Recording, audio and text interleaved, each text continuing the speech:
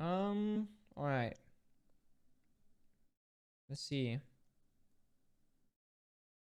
If I can get blind, be vibing. So G2 was the first game, dude. Easy. First of all, where's the player stats? Where's the standings? So, we got Kovana on top from the first playday. Tied with Na'Vi. Rogue back where they belong. I'm kidding. Where's G2? We're 7th. Back where we belong as well. But after this playday, I believe it goes a bit different. Playday 1 stats. Everyone's negative except for the Kentora Kitty and the Ben. I believe Jake had a great game last night. So did Citizen. But before that, it was looking kind of rough. Hey, what is this, Falcon?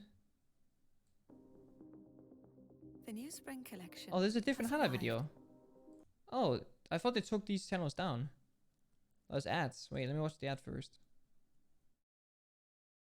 Unu shaved. He had a facial hair last I saw him. Alright, we got a video that's shorter, dude.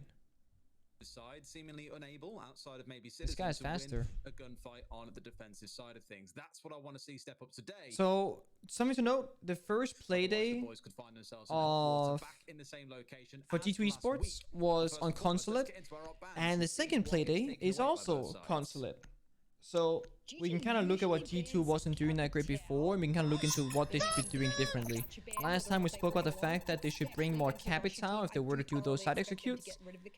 Thatcher band, just like last time, nothing out of the ordinary. Nomad band, just like last time. Let me guess, are we gonna see a Valkyrie band? Valkyrie Maestro? Are we just gonna continue the path from last time? Let's see, here comes the first. There's the Maestro. Oh, let me guess, this last Valk is gonna be a Valk ban. Exact same bans as the previous map that they played the week before. Or the playday before, rather. Is it gonna be it? There it is, boys. Alright, so G2, note, G2 is playing the exact same game as before, meaning that if Virtus Pro watched G2's previous game, they're gonna know exactly what G2 brought the last time on both their defenses and their attacks. So this actually favors Virtus Pro. G2 didn't see Virtus Pro play. I don't believe they played Consulate. I don't know what they played. I don't remember. But I don't believe they played Consulate. And even if they did, odds are they played different operator bands. So Virtus Pro in major favor here, most likely. Yeah, they played Cafe. They played Club. Okay, they played something. That's not Consulate. We're gonna see the same kind of from G2. We're gonna see the Sledge, not the Bulk. We're gonna see the Ash on Ben. That's a classic. Unu's probably gonna 6-pick off this IQ. I would be very surprised if he didn't. There it is. Giga Brain. Now, why are you 6-picking off the IQ? Well, Valkyrie's banned, and you're not seeing an Echo. So you don't really have any need to play IQ. Now, Smoke could 6-pick into the Echo. That is possible. But seeing as they're going Garage, that's highly unlikely because you want the Smoke here for sure. Unu taking the Twitch because they're expecting Virtus Pro to go basement. Twitch is amazing for basement attacks. And not so great for the other bomb sites. Mirror ban, or Mirror 6-pick. Interesting. This is like the secret style where they also don't play the smoke on basement, and I don't understand. If I were to predict this round, they're gonna go basement, they're gonna plant. And G2's gonna win. Like, you don't have any smokes. The counter argument is you don't have any smokes on the attack and lineup either. Because Kayak plays Thermite when basement is open, and then I think if you keep track of Kayak, I believe he goes off the Thermite once they lose a basement attack and he plays Ace. I believe that's how they do it. Because in case they go basement, you want the Thermite, but then once basement is locked, you don't need the Thermite for anything else, so therefore you take Hibana or Ace. Ace is probably better in most scenarios because smoke grenades, right? And then you start playing Ace until basement's open again, then you go back onto Thermite. That's what a lot of teams do. So just because it's the first round and D2 does not know what bombs are going to go on first, you're always going to play the Thermite if that's what you prefer for the basement walls. And having the Thermite, as I said, kind of indicates that G2 is going for a straight direct take. However, without the smoke grenades, it kind of screams the opposite, so they got tools for everything. Classical roam game from VP extending upstairs with the Mossy Pests. They're gonna have a yellow to bar B2 rotate, and they're gonna have a mirror window likely in B1. Speaking of Consulate, I actually made a call-out video last night on my TikTok, so call-out video coming out for this map shortly. So they are going for room clear. G2 were really good on the attack. Smart. With the So yeah, the Thermite allows for direct take, but no smokes or anything else. Doesn't really like it, so they're gonna be clearing from admin. They're gonna pushing up. Uno has the rotate on Spiral, Repel. So they're separating the map in two. Twitch has smokes. That's actually true, dude. Twitch does have smokes now. That's gonna take a while to adjust to, I'm not gonna lie. Flash grenades, which was the craziest. I haven't scrimmed with her, so. But it worked so effectively well. Feels retired, man. Surprised to see them doubling back on that here, but already Point still stands though. Twitch with smokes, yes, you have smokes. You don't have anything else. Like the Capital brings you so much more value, or the Ying or the Glass. Neither of which are played very much. VP is gonna kill a drone, they're gonna fall back, they're gonna keep pushing backwards. Remember that VP strong point for this roam game is actually gonna be in B1 because they're extending into that. So this top floor position is only temporary. The second the heat is too much, they're most likely gonna fall back. I say that, but they have two guys up here just playing really far forward. There it is. The crossfire comes out. They get a kill. Now they should be falling back and just take this win. I don't see any reason why you want to stay. Maybe kill one more drone before you fall back just to get that max value. But other than that, they're going to be dropping down. Pasha Rash, they stay. I doubt they're going to hold their ground here. The smart play would just be to take the drone, fall back, and just take the win. They don't need to gain much more. I mean, that will be a miracle. I mean, the fact that they've come down to Uno and Kanto both taking early spray damage. And also, somebody in chat said he wants the face cam. If you guys want face cam, I can change the camera. I didn't think about the camera actually. Not looking so good. Last week they did ignore the roam and just said, fucking Rask is up in his monitor, dude. Look at this. Look at this. Oh, is this eyebrow cam, bro? He's giving us the eye stare. I mean, I'll fucking kill you, boys. Alright, face cam? Alright, give me a sec. I have a whole bipod I gotta move over. Give me 1 minute. Let me change the cam off. 1 sec.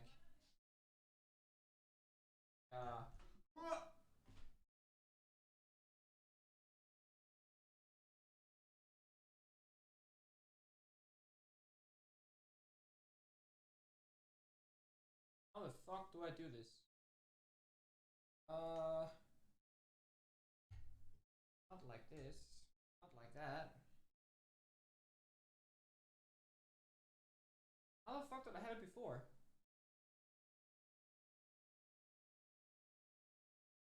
One second. This is not easy.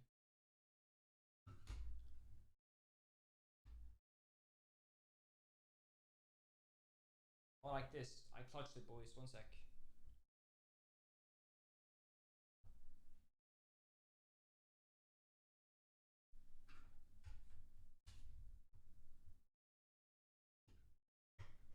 I almost did.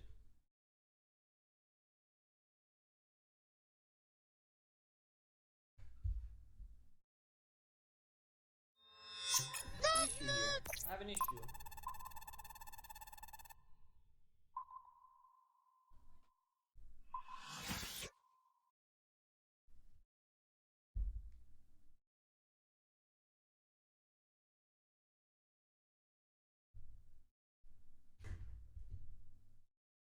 That? I think we got it.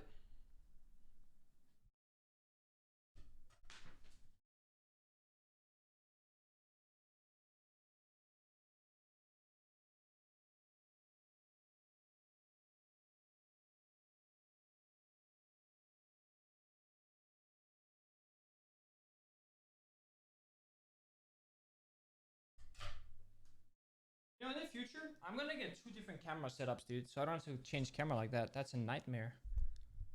Alright, real quick. Let's do a cam test. Oh shit, 1 sec.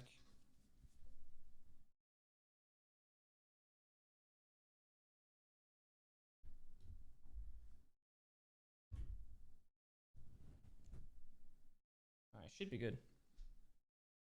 Cam check, hello, hello. Hi? That's me.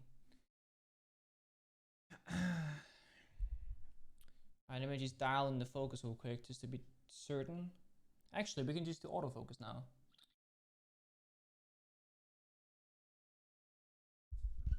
There you go. Hey! Alright. ignore the roam and just said, look, So where do we leave from?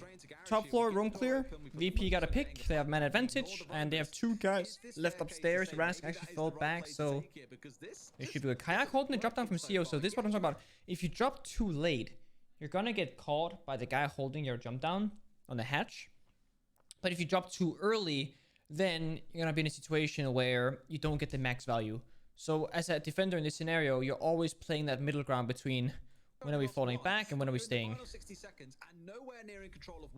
Rask is being left alone here though. I'm pretty sure that that Pasha fell back, so he's just playing for max time value here. Probably a good decision. 45 seconds left. They don't really have any drones to find him. So they're strong position here. Oh lord. Ring around the Rosie. Gets Kanto. 2 kills with his roam clear. Actually beautiful. Even if he dies here, he's wasted so much time. He has 30 seconds left. Jake and Uno are both basically dead at this point. That's a round win from VP, single-handedly on the roam game alone. Oh, this has been a terrible first round here for G2. I really don't think what G2 was missing there, for example, is a guy rappelling CO. Oh, hello? Oh, intro, that's no way. The Yak is nuts, but... Oh my lord, dude. Jesus. Alright. A little bit surprised about VP's aggression after they get so many kills. Like, there's so little time left and they're playing really far front forward positions. I can't believe that even came down to a 1v1. If that was like a little bit like luckier on Kayak's side, Kayak was in a really good position to take that win actually. Holy moly. There was a bulletproof cam there in case they started planting. There's so many other options. Yeah, once you get the advantage as VP, you just kind of, you sit back, you chill, you know, you count the drones, you count the seconds, and once the double comes out from Rask, you're fucking solid. Kasega's 1 inch away. Yeah, I see, it's ridiculous. I mean, you're gonna go blind, and they have massive probably back and neck problems with bad posture. A lot of pro players have a lot of issues, like whether it's pain or just bad ergonomics in general. Like ideally you want to play, you know, not super close to your monitor, but you also don't want to play super far because that's just disadvantageous. But it's that happy medium where like you have long-term ergonomics for a long career combined with good performance, right?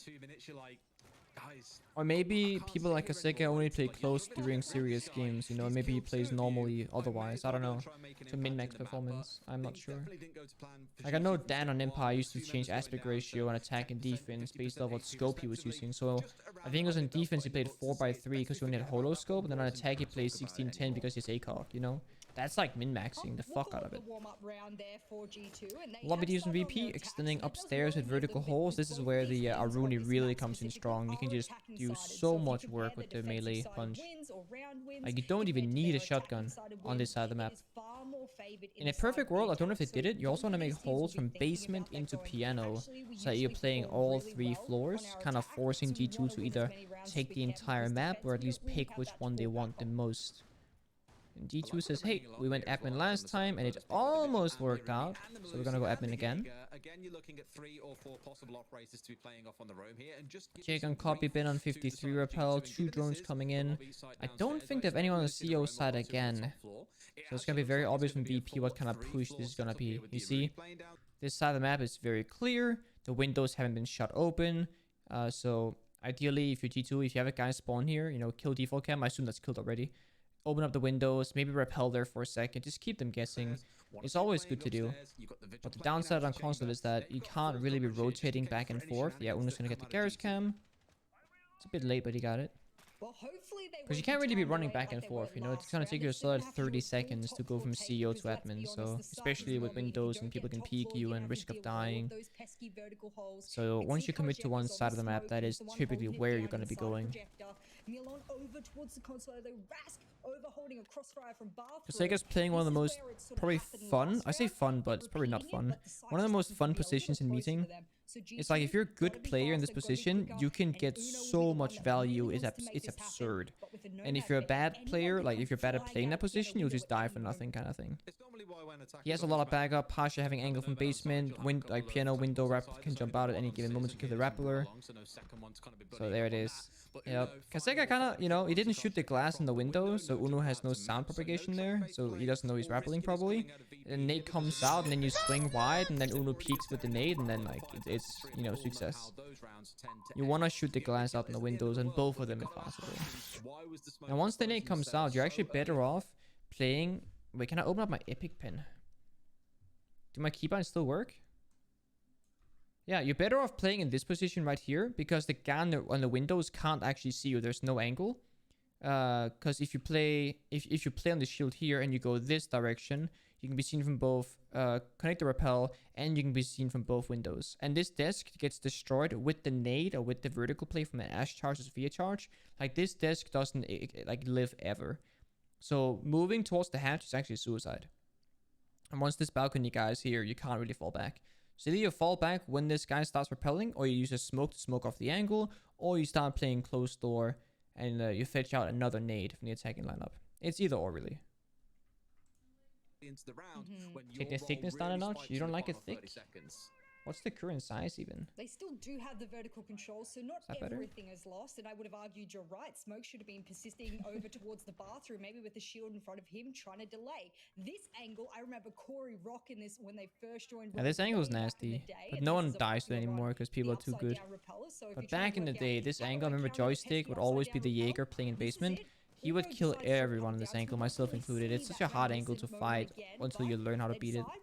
Once you learn it, I would say the tag a favorite, but before that, it's really difficult. Do they really have the vertical control for this though, Des? I'm gonna argue. Can we get a top-down view of the bomb site here? So in this scenario, if you look at VP, they don't have a lot of win conditions, right? Ben has top floor control. Again, the Kayak Uno duo on main lobby, so Kayak's gonna plant, Uno's gonna hold the C4, and then I believe they're gonna have a guy either like statue or a guy coming piano windows or alpha window. They need all that covered. And the frags just get found. The execute won't even come out. Probably the right call from VP though to just go for the kills, because once they start planting, as you see, there's no way to stop it, right? Smoke is already dead. He's the one playing meeting, and that's typically why nowadays you don't actually play the smoke in meeting. You play a mute or a C4 operator, so that you still have the smoke for the bomb side once top floor falls, because you can't really hold top floor very well. And then, you know, you'll have mute with C4 and meeting, who can C4 the balcony repeller and stuff, because you can C4 and then run back. And then you have smoke in B1 in bathroom, who can actually hold the bomb side when you get into that late round. The round kind of ended really fast though, because, you know, they started planting. I mean, they could have started planting at like 35 seconds, right? But they were waiting their time, setting it up properly. But when it came down to it, the execute came in at about 25-ish seconds, right? That's when VP ran into T2, but that's also when T2 is running into plant. So if they had a smoke in this position and 4 guys alive, they could just start smoking Kayak, and then Kayak's forced to run deep, and that's when it gets troublesome for T2 Esports. But without the smoke, the strat kind of falls apart. Could also play Echo, you know, whichever. You can even play Clash and retake top floor, or retake lobby, or you can basically push and pull where there's like an individual player. For example, Citizen playing top spiral alone, like if you have a clash, could just like kind of walk in those areas, like he needs backup to make that position work. Which is great because they're an attacking sided team. I'm playing Face It Tournament later. No. No, usually we go for us on Sundays. It is Tuesday. Specifically, we're gonna start calling Citizen the god of top floor, because what he did the other day, Tyrant of top floor is what I called him the other day. Oh. Fucking Rascam, yeah. See, I just mute you when you're casting, so I'm so sorry I didn't hear anything you said. Don't worry, Jess. We're all muted. It says if Uno 6 picks IQ here, it's actually Giga Brain, because you know you 6 pick off the IQ like twice, I guess, to show you don't play it, and then you know they 6 pick from visual to echo. Does it happen? Or is it Capital? It's Capital IQ. Oh, it's Capital. Okay. Fair enough. Okay, so the Capital, you know, that's what executes. It's fair enough. You get the smokes like you do on Twitch, you get the fire, and you get like a really good execute enabler in Capital. IQ could also been great if you were to assume the echo pick, which they actually go for. VP understanding that T2 is low on time, so they play double deny operator. With this, I really hope Kasega isn't gonna play meeting again, because then there's no point of picking the echo really. You wanna combine the echo with the smoke to get like a lot of value. You don't wanna just have one or the other, right? At least then don't play the smoke, like pick something else. Kasega, no. Like, let's say you play Mira in meeting, right? You have an arguably better gun. You still have a C4, which is great for the meeting balcony. And you get to use the smoke grenades elsewhere. It's like tons of value. And Mira's like a 1-speed operator, so playing her in a static position where you don't need to move at all, it makes a lot of sense. So maybe I don't know. They're all still meeting. I retired from season, retired from pro player. Thank you, table. Oh, we're gonna be Zulu opening here with the ace charge. This is beautiful. Do note that there is no mute on the board, or any wall deny for that matter, on the lineup of VP. So if you're fast as Kayak, you know, is here, and you get a cheeky breach open, you get a lot of value here. That's gonna open up one of the angles for them when they go for the plant that they don't need to hold otherwise. And this would also compromise the smoke position as well if they ended up playing smoke in bathroom. So big pox. And that's kind of why you want like the wall deny and the mute, for example, to deny that wall. Ben just casually walks in and kills Rask. That's a massive kill. Kind of weird how Rask is the guy on cameras when Rask is the guy roaming, right? If you go back again, like right before Rask died here, he goes on cam. He's like, shit. Right? Like, why is no one on this for him? If you have like 4 guys on side that are doing fuck all. Like, look, this guy's literally sitting in connector, leaning and looking left and right. And it's Rask who's fighting and on cams, and he's alone in a really weak position. But Milan is just sitting here. With 3 kills in 3 rounds. You know, like, why is Milan not on cameras, and why is Rask not allowed to freely move around? This is the angle we spoke about earlier in bathroom. Massive value here can be had. Bad timing on Jake's end. Even if they don't get any kills from this, just the fact that this angle exists makes it so much harder for them. And as you see, the smoke did indeed play lobby this time on meeting. Sorry, lobby or bathroom. So this angle from Kayak is like massive value here. Yeah, poor Rask. Feels bad. This is why every team needs like a solid support player, you know, to just be on cams. Rask should never be on cameras in that position. Never. Not in this scenario. Is this the execute? What are we smoking? Verticals? This is what a team needs if you want to be a really strong tier 1. We have CO repel, we have smokes outside, Kenzo's here as well. Absolutely. It's gonna be a piano execute with smoke grenades. Only guy that can really challenge is Pasha. Of course, the echo drones. Citizen's kind of useless here unless you get something out of this. I mean, you could ash this hatch. You would probably kill the shield, and you can then open the mirror window. That might be what they're going to do with the execute. I don't see a reason why they should smoke it and not open up this mirror window. Yeah, there it is. Ash Shots comes out. The shield doesn't die, actually. I think you need to look at the canister, though. If not, you just fucking slap another one. Yes, 2 more. And the echo drone literally ruins it for them. Citizen has now been shut down downstairs, so that's all neutralized off downstairs. Smoke comes out, Bing gets killed, Kayak plants. Oh, see, there's a downside. He planted the same spot as last VOD. And the C4 actually connects this time. Because C4 wasn't in the bathroom. I'm not sure what the echo drones are, but the trades are coming in hot, dude. Fire trades back on echo. Oh, I've seen this. Oh, no, dude. I want to point out it. Kanto plays this so well, if you look at this. Kanto actually plays this so smart.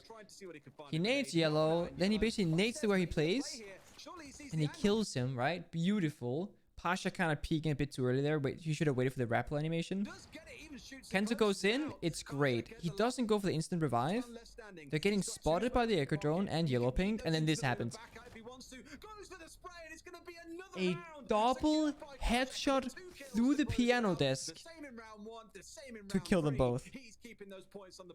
Disgusting, dude. Absolutely disgusting. That's where the one-shot headshot bullshit really kicks in hard. You should never lose this like this. Never. Never. Like, Kenzo played it so well, and then that shuts him down. Ah, it sucks. It actually sucks. I would have been mad. I've been like, stupid fucking SMG 11 one-shot headshot, man. Nice shot though from Kaseka, the smoke clutch coming in. Well played by G2, although it didn't really come through. I'm not really sure about the G2 plan position, planning on piano. Because if you look at what they have, or what they don't have, right? So I guess maybe Uno can see the yellow door from the piano window. Maybe? I don't know. Citizen has now been shut But down downstairs. I don't know. It wasn't happening. You see this smoke? It blocks the mirror window, sure, but also blocks the yellow door. Oh, Uno's not even rappelling here. So Kayak goes in. No one's actually covering yellow door. C4 comes through. And obviously he dies. Oh, Uno smoked the window. I'm assuming that smoke was meant to go inside the building, but yeah. So no one's covering Kayak. And Kayak starts planting, right? Yeah, I'm pretty sure that's the plant animation just about to begin as he dies. Shut down downstairs, so that's all neutralized off downstairs. Nothing else really to worry about. Like here? Yeah. So he starts planting, gets shut down instantly. With 42 seconds left and no one covering yellow door, you could probably take it slow there, but obviously that might have just been missed, or maybe they thought it was clear or whatever. Ben dying in basement there was a bit of a unlucky, because if Ben could have come up yellow stairs with the execute after the Ash charged the mirror window, that would have been massive. Instead he got traded out in basement and then the round plays out the way that we saw. Did I get some packs? No, I don't get any packs, man. Where's Kayak from? England. He's from Liverpool, I believe, based off the video that introduced him. Second 4 kills, nice. Top fragging a smoke mute, we love to see it. 6 picking from smoke to mirror again, so that's like the typical basement approach that they bring. Now the difference is you have both the Ace and the Capital now to deal with the basement hold. And with Maestro being banned, that's where the Twitch kind of loses value if Maestro's not open. This is where a direct take becomes very strong, right? You nade the drone hole to kill a mute jammer, then you breach the walls, then you gotta clear the Banshee, and if they have a bulletproof, you clear that as well. You clear the Banshees, plural I guess, and you can quite literally just run in wide, and you can start planting, and all you need is another guy to run in with you to cover this line of sight towards the cafe rotate to kill the C4. There's the only way you can die is with C4, because smoke grenades don't exist, right? They CP off it. So all you need is 2 guys, 1 guy yellow, and the smokes and the fires, and that's it. Maestro's banned, Valkyrie's banned, no information. I'm curious if Kayak would have survived that C4 if he played behind the piano instead of next to it. I'm not sure how the shrapnel works from that area. Never really tried. Both British people from Liverpool. I don't think Ben is from Liverpool. He's from Essex, no? Looking solid playing on this support, or he at least lived there when before he came to us. 2 guys, 1 diffuser. True. Alright, so this might look weird to you guys, right? What is Kayak doing? Well, he's checking for mute jammers. He's not actually stupid, right? He's checking for mute jammers. So because if you can see the indicator basically where his face cam is. And if there's no mute jammer radius in this area, you can just breach the far right or far left. And then you can just destroy the mute jammer once you open up the wall. So Kayak is checking for mute jammers. He's like, oh, okay, they have covered everything. Oh, maybe not. Oh, they have. Okay. You see, right here, there could be a gap. There could be. It's like pixel, you know? It's very close. They realize that there is no gap. They're gonna get the ideas, nade the drone hole, they're gonna breach. A grenade will come in because guess what? Passion. There we go. Okay, so this is beautiful. Last VOD we watched, we saw that the attackers made it a vault hole into towards the white van. If you look at this, Kayak is opening up a line of sight here to kill the default cam and to get a line of sight into security hallway, into cafeteria door, and then he makes like a tall angle to expand up on that peak angle, and then he makes a crouch hole to actually enter the building. You don't want to have this be a crouch hole to walk in and plant, right? You want it to be a crouch or a running hole. And, this is going to be a full-on running hole with the 2 ace charges. That's pretty nice. That's pretty damn well done. A lot of pro teams make this a vault hole and it's fucking ass. Like, it's so bad. It's so hard to plant with it. And if you get C4, you gotta get back out, you gotta vault out, and it's messy, it's messy. You're stuck in animation against mirror windows and vertical play. Now, T2 needs piano control, and then they need yellow stairs, so they need 1 piano, they need 2 breach, they need 1 on piano windows. So, they have 1 guy spare, that could be Ben, flanking or whatever. This should Don't need be 5 guys for this execute. like clockwork for Virtus Pro. They literally watched G2 play against Secret Alpha last window week, and prep. this We site love was to where see it. G2 looked the strongest. It looks Their like 2 guys are execution coming was towards playing piano. behind Probably utility. 1 guy to repel, 1 guy to hold the jump outs. Was beautiful. Now they never got the chance to pull off an execute with the No, Capitão. Like 0 I say, repel. got killed early on. The prior rounds Interesting. it was all playing behind flashes. It was playing behind a Oh, couple they're of frags. seeing this yellow guy and they For want to take the free example, kill first. I think they'll see the same sort of thing here again. Rask almost If you getting find knocked someone out that's by isolated, you're like, yo guys, this guy's fucking free, kill his ass. And you play the 4v5. That's a good call. So now they get the 4v5, that's great. Now they gotta start working on piano. They also see Jaeger's head there, that's actually beautiful. So they have info that there's another guy that might retake top 4. They shouldn't be too distracted by this, right? Because it's not really a big threat, but they are trying to get the freebie. But as long as Kaseka has piano in control, they can't plant. Something to note. Uno rotates over the smoke, so yeah, Jake is on piano repel. So this is what we see. Piano repel, yellow door and ash, plant cover, and plants on the right. And then the 5th guy, Kento, I have no idea where he is, but he's probably either on yellow sky or top floor. We saw with Rusk the other round. But this is quite good. Like this lineup right here is perfect. So what you do here, you're gonna push in with, you know, Kayak's 1, Uno's 2. Kayak's gonna go and plant here, and Uno should go deep here and cover this C4 angle. That's the only, like this hole right here is the only way Kayak dies, right? That is if they push a C4 through this hole, if they push deep and they drop. Other than that, Kayak cannot really die from, you know, here or here. Not possible, really. And Jake has piano, and then I don't know where Kento is. Nowhere to be found. Was 2 feet away from him, so I'm liking this really good intel work Top floor? from G2. Question mark? Look over and see how many drones have got left. There's still So a when the couple smokes left to comes work through, that's when with, Jake should and they've punch got the less than window and shoot about a minute left, so with the overall, execute. plant will be the focus here, and they've got to be close. Yep, smokes out. You see Kayak running through. Same second, Jake punched the window, kills Kaseka.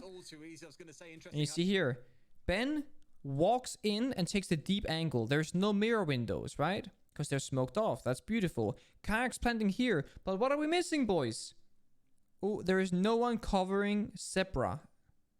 No one's covering this C4 angle. No one's covering this rotate. What's going to happen here? If Milan doesn't suck, he's going to C4 right here and kill Kayak.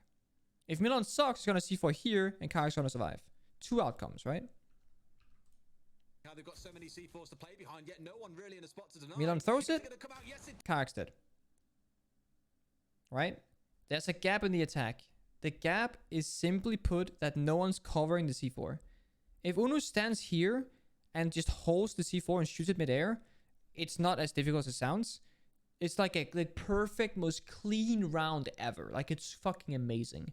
But this small gap in the attack is terrible. If you do this and you recognize that you don't want to, you know, hold this angle, Kayak should be planting on black car. You know, the angles are the same. Smoked off, so they don't matter. And there's no way to fold this position in this scenario. And there's no smoke on the attack or the defending lineup. So you actually want to move from white to black car to eliminate the C4 position, if anything. Right? If anything. But, I mean, what's going to happen now is Uno's going to run and plant. Ben already is deep on side. Jake is still in piano repel. He kind of has to respect it because if they retake piano, you lose the round. And I expect Kento to flank Visa at this point, but he hasn't yet. So I still don't know where the fuck Kento is. Ben pushes deep. No one seems to watch it. Good time with the smoke grenades. Oh, Kento's on the breach. Wait, what? Kento was here? Oh, so they put 2 guys yellow. That's why. I didn't see him on the left here. So they actually put 2 guys yellow. I guess it's so Ben can push deep, and then Kento still has the yellow flank. But the only thing about this is that Jake has the yellow flank, because Jake can see all the way through the softball here, and he sees the piano run. Obviously, he's not going to kill that guy most likely, but he's going to call it out, and then the panic can be like, oh shit, you know, we got trouble. Obviously, you can gangbang up on a full direct take and just double up on yellow hair. It's pretty good. If Ben dies, Kento can then run in deep. Jake still has the angle. You know, there's a bunch of people to take the jobs if someone dies. Same if Kayak dies and Uno can plant, you know? There's basically people that can take over if one part of the wheel fails, which is super great, actually. I didn't see Kento down here at all for the longest time. Play behind, yet no one really in a spot to deny. Is it going to come out? Yes, it does, and it's going to kill Kayak. That's C4. That's pretty good. Not sure why Milan and VGG were both stacked up there. It's a bit messy. You see, Jake did, so you see here, Jake did shoot him, as we just mentioned. this one bullet was from Jake on the piano rappel. And then they called out his flank in yellow. So the angles were covered. Because at this point, Kanto actually ran in deep. I guess to cover Uno. I'm not sure what he's covering, because Jake has the vertical hose. Yeah, I'm not sure what Kanto's doing here, but the call comes off from Jake. Kanto flicks him, it's good. You know who Citizen reminds me of at the moment on the Ash? Just think all the way back to 2019 joystick. It seems easy. It is easy. If you look at Siege on paper, it's really easy. Like, you just breach the wall, clear that, hold these angles, you win. Right? Guaranteed. There's no way to lose. But in practice, it's so fucking hard. Remember, they need to drone everything out. They have game sound that sometimes can be trusted, sometimes it can't. You know, you might not hear the C4 rip. There are so many small intricacies that make the game very difficult. But G2 is playing a pretty basic but pretty good attack. So they're going basement again. They 6 feet off the smoke and Samira for the 3rd time. I still don't get it. And if you're G2 now, I would assume that G2 is gonna say, oh, they're basement. We're not gonna do the same attack twice in a row. That's like a golden rule that almost every single pro team has, where if you've done an attack and it works really well, because to be honest, the attack last round did work really, really well. You're not gonna do it again because you're expecting them to now prepare for that attack, so you're going to do a different attack. So what G2 can do now is they can go back to roam clearing that they did the first time around, but they lost, right, because of the top 4 roamers. Or they can go back to the breach the wall first, then go to the roam game to fake that they're going directly. Or they can go for a side rush, where instead of planting, you actually push through the bomb site, and you take the bomb site control, and then you plant. Whereas the previous round, you know, you just open the exterior wall, and you don't take any control, you just run in and plant as close as you can. But if you wanted to go deep, you know, you push all the way in, and you kill the guys on cafeteria, because they're gonna have 2 or 3 roamers. And then once you've killed the guys on side, then you start planting. Because then you don't need to worry about the vertical play. You don't need to worry about getting flanked. You don't need to worry about anything. All you have is 2 staircases and bathroom hatch. Even if in the first round, it never should have come down to Karjeka being in that situation. If you don't kick W, that's kind of kick W, bro. A true absolutely kick. The fact that meme is a thing is actually amazing. I don't know where you know, I guess kick means lol, but that came from World of Warcraft, by the way, I believe. Because kick in opposite faction language is lol. So far, if you're thinking about how this game is looking so far in the first if you're Horde talking to the Lions, you say kick.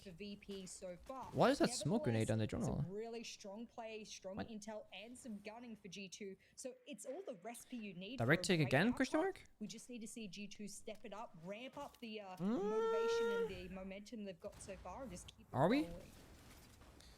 Yeah, I feel like after the shaky first round, they've looked a lot. What happens to dash charge? Oh, okay, there it is. I heard it go out, but I didn't hear the explosion. So this is the setup. They're gonna drone, figure it out. They don't have the same man control they had last round with piano and top 4 yet, so I don't think this is a direct take. I don't think it is. If Uno's rotated to top 4, they're not gonna start executing, right? So they're gonna start taking map control now. Much in the way of aggressive jump outs. Oh, they should. We saw that quite a bit last week, but no real jump outs, no craziness to try and secure a kill or 2 onto players on the rappel like Jake's vibing. Others in previous rounds. It's been pretty. Oh, Kaseka now has back off from Pasha, so they've ganged up together. Ideally, if you're Pasha, you prep the window, you can fucking jump out and kill Jake. That's a massive kill if you get it. And it's worth dying for, even if you do get traded. It is not so clearly it is at the other round. He's using the smoke grenade. Oh, it was a smoke on fucking Ace. Oh, okay. For some reason, I thought it was a smoke from Capital. Because it clipped on the outside. I was like, Capital arrows don't get it yes. Plan or whatever, and a lot of them were one time. So VP obviously has the capacity. Because he only used 1 smoke, so I guess there just wasn't a yes for it. And on a map like Consulate, you don't really expect that when there's a nomad. He was prepped the window, yeah, but he didn't jump out. He prepped the window, but didn't jump out the window. Why prep it, you know? Can you just run into piano? Hello? What? Still droning circle there. Wait, Kenzo just sprints into piano. What is this? For me, I'm a little bit interested. Surely there's a drone on Pasha here. Oh my god, dude. Surely he slaps the window and gets He didn't even check Zulu. He just ran past. Then he gets killed by Kaseka. That's rough. Just looking in totally That's the wrong rough. places and finally does get picked I mean, off, if and Kanto had Kaseka killed just walking Kaseka in this like position, goes that would have to been place. A little bit insane. questionable. Like, It was it's just tagged down a such a little bit big sooner. kill. There wasn't a kind of Kayak coming in a little bit late for this, right? Obviously, Kayak's already used his Selma charges. He's already used one smoke. He's not like a super valuable player at this point. If he had walked into lobby the same second Kento pushed into piano, they can get a really good pinch because Kento doesn't have to worry about, you know, the guy flanking him and the guy in front of him. And they can try and get a refrag between Kayak and Kento. But this is a really unorganized and desync push. And they don't really find anything, like, right? Kasega's back in B1, he can drop the hatch, now it's 3v5, 37 seconds left. Yeah, not very synchronized. I'm not quite sure. Now they're gonna do like a miracle push down the staircases and maybe put it down the breach, but with 30 seconds left and it's a 3v5, like it's so hard to win this. This is what we call the impossible round, right? You just kind of see if you can get some kills with pets that your KD. That's really all you want. Big boy gameplay from Uno here. Never mind. Uno gets killed. I was gonna say Uno had the right idea there. And Jake gets 1 inch. Oh my god! Look at this, dude. This is the worst. You run in to shoot heads, and you shoot a head, but it's a fucking window. Look, he this guy's dead. If the window wasn't there. Oh yikes, dude! That's so unfortunate. That's so that is pain. It's like killer instinct, you know? You just fucking shoot heads. Well, there you go. We're finally getting into our last round of the first half, and essentially you can see last at the top round, right first is half, a live please. ranking as to how One thing my complaint about this overlay, top center, you can't see the score round. Because the freaking, like, you know, it doesn't say. If you're a Giga Brain, you're gonna make it transparent right where the score number is, or the round number. Because I'm like, what round is it? Oh, it's round 6. Well, what's the score? Oh, it's 2-3. Okay. Scoreboard tells me that, you know. It's a little bit more intricate, but we can explain. One thing feedback that I had, which is what I would like to see myself, is I think the overlay in Siege is very busy. Like, look what my face cam is. This is the only position my camera can be to spectate this game. Or I can be here, right? Or I can be here to make myself smaller. I can squeeze myself in here and only cock block Kento or Kitty a little bit. But there's like no space on this overlay. Like, left is busy, right is busy, top is busy, middle, bottom is busy. There's a massive ass compass. Right? We don't know what's going on around Spiral. Block the compass? No, because if I do that, boys, look at this. Kaseka's thing is here.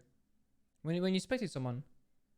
That's where the operator, individual spectator operator loadout comes out. So the only place you can be is here or here. It's the only place.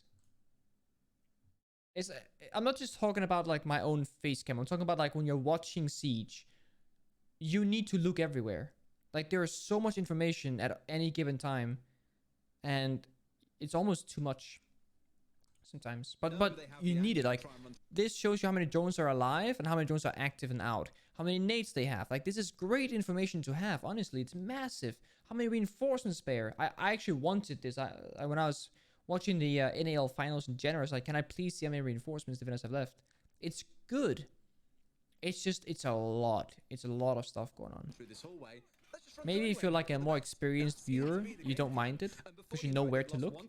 But if you're like a newcomer, you're like, okay, drones top left. Where is Milan is top? Okay, who's spectating? Okay, it's a lot. It's a lot. It is sick though. It is sick. Got a little cheesy spawn peek. It's like a one-way angle pretty much. It's very strong. Ben types XD. XD. Probably some drone shenanigans, I imagine. Past the top of Spiral, or rather mid-spiral, that goes down to basement. And then right after he droned it, Pasha walked out. So I think at the end of the day, it was literally mistiming and a bit of unfortunate timing. The hardest part about playing this bomb site is that when you play smoke and mute, you have two SMG 11s. it really doesn't make your life a lot easier. It doesn't, you know? It's a bad bomb site, you have bad guns, it's a lot of long-ranged combat. And you got like the worst long-range gun in the game, pretty much.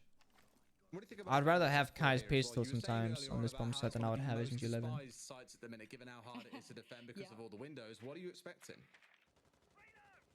I'm expecting either a lot of jump outs. I will say G2's been really good at this though. Like they've been really good this season so far to just do nothing. Like just sit there, hold an angle, drone something, talk about it, figure it out. And like they get kills from it. Whereas like last season when I was playing, there were so many people just running around that we could kill for free, but we keep letting them just run around because we're not holding angles, you know? That's quite nice.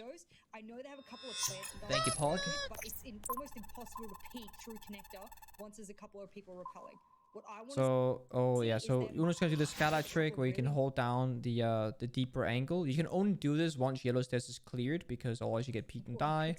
It appears that they've reinforced off yellow twice from VP. Either that or they just gave it up super early, realizing and recognizing that they can't hold it, you know? When you got 4 nades on G2 side, 2 on Sledge and 2 on Ayana, it's not pretty. Like, you cannot hold yellow stairs.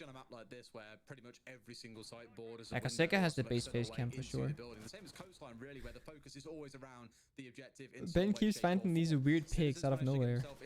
Every single round. Like, Ben is bringing so much value to each round. Like, just the fact that when you play against G2 and you know that Ben is going to be somewhere on the map just casually running about, it makes it so much harder to just feel like you have freedom as a defender. Whereas if you don't have a lurker, you know, and a team knows it, you're like, oh, they're all 5 gonna be over there, you know, I can just run the map, not even care about anything. But whenever you have a lurker like Ben, like Citizen, teams need to respect it, and if anything, try and pull it apart. And this is where the choke comes in, right? Ben has now found yellow stairs control. You have 2 guys in the app inside. Uno's a meeting balcony repel. Like, this is nightmare fuel. Uno dies again on the meeting repel, dude. So, fun fact. Well, fun story. I have been the meeting repel player for our team for like 5, always. I've always been the guy rappelling there. This is like the one thing that you probably can't replace. You can't replace me rappelling on windows. No one in this team is good at rappelling on windows. Not as maybe Kayak is, I don't know. But Ben and Jake and Uno and Kenzo, they suck at window repels. Whenever we have a strat where we need it, I always get put on it. So Uno dying twice in meeting repel is kind of funny because when we scrimmed with Uno on the meeting repel, he also would die a lot. And we're like, Uno, you gotta not die. Like, if you die, it's bad because the strat falls apart. Ben obviously gets a trade, which is big. That's an important pick, but that's even more important. Or a refrag trade. I'm not sure the right term would be there. And this is just beautiful. I mean, this is just beautiful. Okay, actually, to defend Uno, I just resaw this. Uno died from Visa jump out. Uno didn't die from meeting. I thought this guy in meeting killed him. He didn't. It was actually Raz jumping out of Visa window that killed Uno. Because you see Raz coming back into Visa here. You see? Okay. So, I take it back. We're not gonna bash Uno for being a bad window player. He got jumped out on by Visa window. That's completely acceptable. Okay? But I will say that, you know, the previous round, Uno did die on the repel. So Frags, boys, because guess what? They've got nothing left. That's fair. That's fair. Blame the lack of Claymore. Where is Ben's Claymore? It should have been that fucking window, dude. Easy clap. Now it's Ben's fault. Ben gets hella kills though, so it's fine. When I get God of War Ragnarok, would I stream it? Definitely. I'm extremely excited to stream God of War Ragnarok. One of my favorite games was God of War 4, I guess it's called 4. I love the game. It was great. He put on yellow run out? Yeah. He probably did. I was just memeing. Questions around how it's looking for G2's prospects in future if it's Citizen that's doing a lot of the legwork. Yeah, this is the thing. I believe that both... Obviously, Ben has had a really good first game, and he's had a really good second game. Let's say Ben didn't have like a miracle game, you know. Let's say all the rounds where Ben would get the early kill, like he did last round and 2 rounds before that. Let's say Ben is the one who died, or maybe he just didn't get the kill. How do those rounds, what do they look like if Citizen doesn't just walk in the building and randomly get kills? That's kind of like the scary part for T2, where they look really good right now. Like they look pretty good, but they also have a lot of things going their way that shouldn't go their way. normally like Ben just winning every gunfight he gets into early round. And then they play 5v4, and that's a lot easier than 5v5, of course. So if Ben dies and it's 4v5 and they're, you know, in the attacker's favor, or the opponent's favor, what happens then? You know, it's really important to have really good team synergy and really good team performance. That's something that D2 esports with roster changes are not going to have immediately. But then again, pretty much every single team in Europe made a change for Empire and BDS, right? That's kind of why I think everyone puts BDS on top, because they've made no changes, they have synergy, they know their roles, they have strats, whereas almost every other roster is, you know, they're going through the dirt right now trying to figure out who's going to play what operator, what are the callouts, pretty much going back to basics. Although nowadays the callouts are very much more generalized than back when I was a pro player. Like back in year 2 or year 3, if you joined a new team, you would be like brain fucked by the amount of different callouts. Oh my goodness.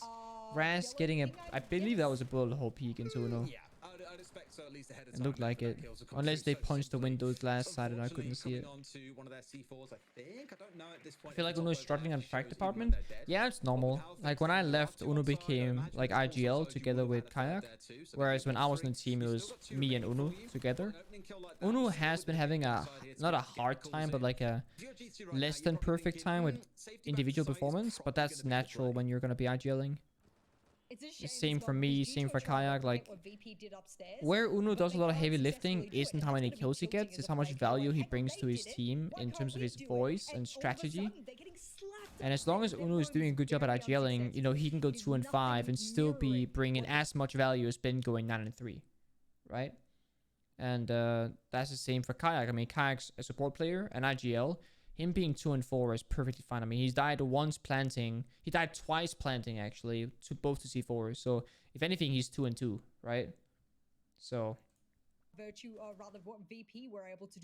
very, it's hard to like value it. It's hard to be like, oh, Uno's a really great player. He's 2 and 5. Because if you look at it, it's like, no, that's not good. 2 and 5 is actually pretty dog shit, right? But Uno brings so much value behind the scenes, which no one recognizes or sees, right? Oh, that's unlucky. If Kayak had gotten away with that, it actually would have been massive. Like, they almost even out the score. They needed that pick, so like peeking that was a great choice. Trick comes out. See, now if Kayak had run away, it would have been a 3v3. That would have been sick. Yeah, it's hard to be an IGL who's good at it and be a good fragger. It's why I play Smoke as well and why I'm on Rappels, because when you're in like comfortable positions, it's easier to IGL from it.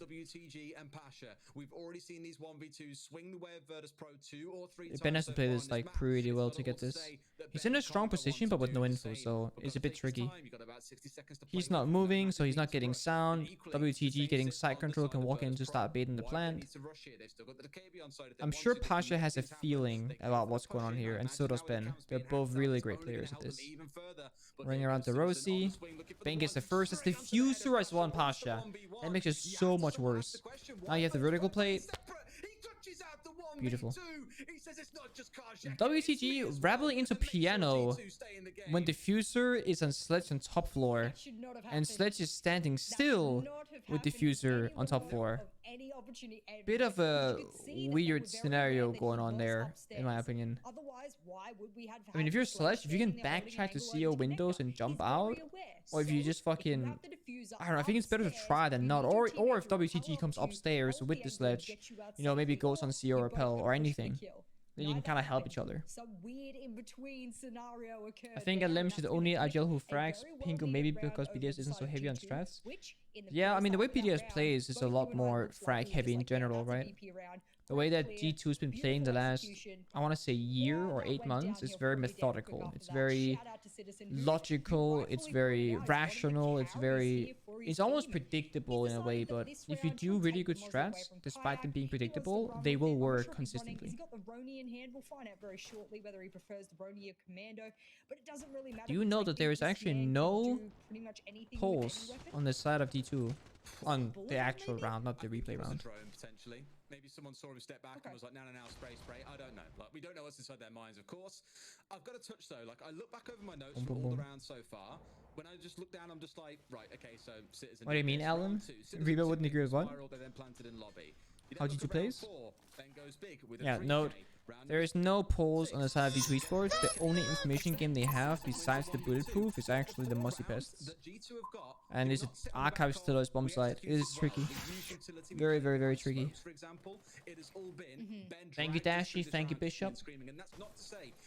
G2 basically has been TSM, it seems. Quite logical strats with gunpowder and flexibility backing it up. I don't know if G2 is that flexible, though. They don't play much Capital. They did more today than last time. They don't play Ying. They don't play Glass. They don't play Monty anymore now that I'm gone, I don't think. I mean, they probably could play Monty, but will it be a great Monty? I don't know. If you're like a really good team right now, you can... If you can play Glass and Capital and Monty and Ying, right? Or maybe fuck the Glass, but Ying at least. If you can force those operators out, it's so hard to play against such team. You know, you can only ban one attacker, and if you ban the Monty, they bring the Ying. If you ban the Ying, they bring the Monty. It's a bumfuck, right? Because right now, Virtus Pro is banning Valkyrie Thatcher. So what does C2 do in response? Well, they bring a very normal lineup in both defense and attack. Like, nothing is really crazy, right? But same goes for VP. Like, no, I mean, they bring the Dokkaebi, but, you know, that's that. But if you can bring the Ying, I think Ying is super underrated. I think she's one of the strongest attackers in the entire game, period. No one's playing her. Not just D2 VP, but no one in general is playing her. Like, look at all the maps in the map pool right now with Theme Park gone. They're such good Ying maps. It's either small rooms with shit positions, or it's big open rooms where one single Candela will blind everyone. Yoink. Kenzo surviving this nade is actually massive here as well. If he would be like to die, which he probably will to this one. Not only does those patches save a nade, but VP gets the map control with almost nothing lost. Now they gotta use 2 nades and it takes some bullets. Not the end of the world, but min-maxing. Our grenade indicators on in Pro League, they are. But Kenzo couldn't move there. If he had moved, he would have died to the Sledge's crossfire. But yeah, we do have grenade and C4 indicators. It's the only thing we have. We don't have points on, but we have indicators. We don't have hit marker confirmations either, like if you shoot a cam there's like that red cross or white cross. Don't have that either. And it's actually a bit surprising that we have grenade indicators, but I think we need to have it because of like verticality and destructible floor and, you know, sound not being very great always. Otherwise, imagine the ways people die to grenades, that'd be terrible. Same with C4s. Oh, Milan. So this is exactly what happened last time we saw an Acostello's attack. G2 is trying to hold top floor and it just doesn't work. Like, they tried the same last play. They were like, they hold admin with a mirror window, and what happens is that they come from CO side and you just die. You can't hold top floor on this bomb side. I mean, you can if you win the gunfights. Let's say Kenzo did not nade. Let's say Kenzo had headshot the Sledge. Sure, the round is now a lot easier, but generally speaking, you can't hold top floor on bottom side tillers. I mean, in this scenario, like, basement is so wide open as well. And you don't know if secret versus train how will be covered. I don't think so, Sai. Because I got GTFO, I don't have time. What happened was that Don't have VP went, time. well, you're annoying us by making us take With so Dark long Zero to 3, they're repel. 40,000 We're just going to jump strong. in meeting and we're going to use the long Oh, lines 40,000 followers, the against pog. you. Is that okay? And G2 goes, well, Dark we Zero kind of going hoped you'd push us big. front on when you didn't. Are That's threat kind of when indicators everything enabled in Pro crumbled League? for us. You I think they are, yeah. I'm like, for some reason I don't know for sure, but I'm like 99.9% sure that yes, threat indicators are a thing. Because that's why people play Silencer sometimes. Because when you play Silencer, you don't have threat indicators. So yeah, I believe they are. It's been 2 wonderful days for Citizen. He is on firing on all cylinders. Take care, DJ Shane. I know we're talking about him an awful lot, but Basement defense, very classic T2. They play the kite like they always do when Thatcher is banned, and they play the smoke, which we love to see because VP did not play smoke. Playing the mirror and the smoke combined is what makes this bomb site so much stronger than just playing the mirror or just playing the smoke. So, happy days. Banshee's being used to soak up utility. Not that necessary with Maestro being banned. You're not really soaking for anything else. Like, you have 1 shield on smoke. That's the only thing you can soak for. And when you have, you know, Ashe and Sophia and Sledge, you know, it's not like you're any short on soft breach. Ben goes out. Ben gets down. Here. Not dying there is kind of nice. I saw Ben. I saw he like nodded. He was like, look. He's like, you can't really die during the vault prompt. It's very difficult. So that favors citizens jump out here. Not dying here, you know, pretty nice. You get to play 5v5. I say that. It goes to 4v4. And the worst part is, it's actually Kento who died, leaving Citizen on like 20 health. It's not even Ben who died and Kento gets to survive. No, no, no. It's the guy with low health that's alive. So you basically, you know, you have like 3.5 people, you know, it's just a health among you. Unfortunately, they don't get to use those because we saw just how effective they were for them in the last round. WTG always looks like starstruck when he's plays like, wow. Whoa. Wow. You know, he always looks like he's really fascinated by. It's like, oh, he can draw. Wow. Oh, we won. Whoa. KS rate? Yo, any nuggets in chat? Thank you, KS. Any cat jammers? Thank you very much. Thank you, thank you, thank you. Hope you had a good stream, my friend. Yeah, genau. You guys don't know who KS is. A bit of a German legend in the seed scene. My former teammate back in Penta Sports in year 2 throughout. And we won a few tournaments together. Cat jam. Thank you, Hazar. 1 minute left. The VP trying to pick apart the first floor is set up. Soft floors in the bathroom should give Rask a way in if he wants to. Uno might try and shoot back on this. Doesn't get it, unlucky. And he drops. Pretty smart.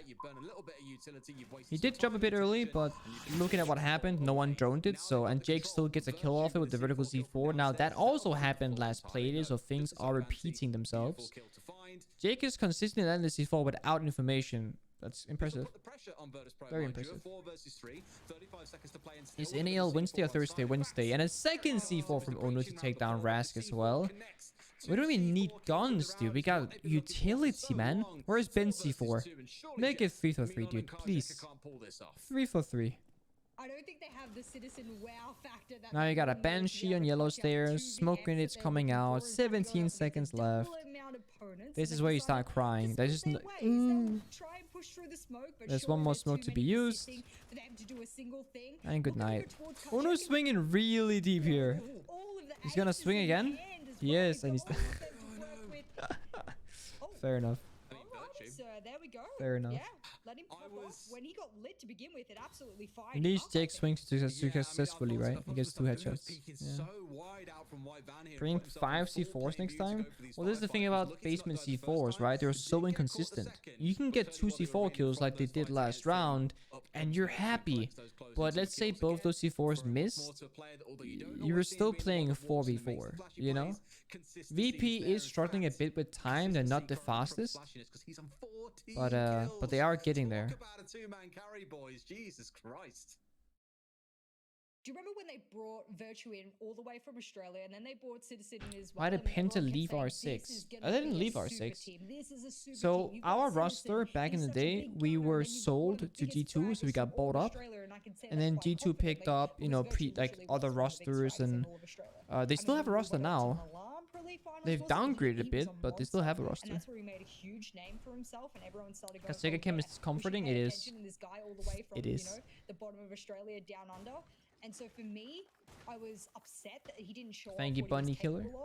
It just took a while. We're there now. We're seeing it. Yeah, they downgraded a bit. Little bit.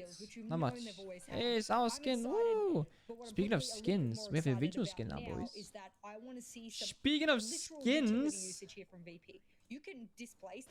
we have this guy now. Coming out tomorrow, 25th. Wait, tomorrow?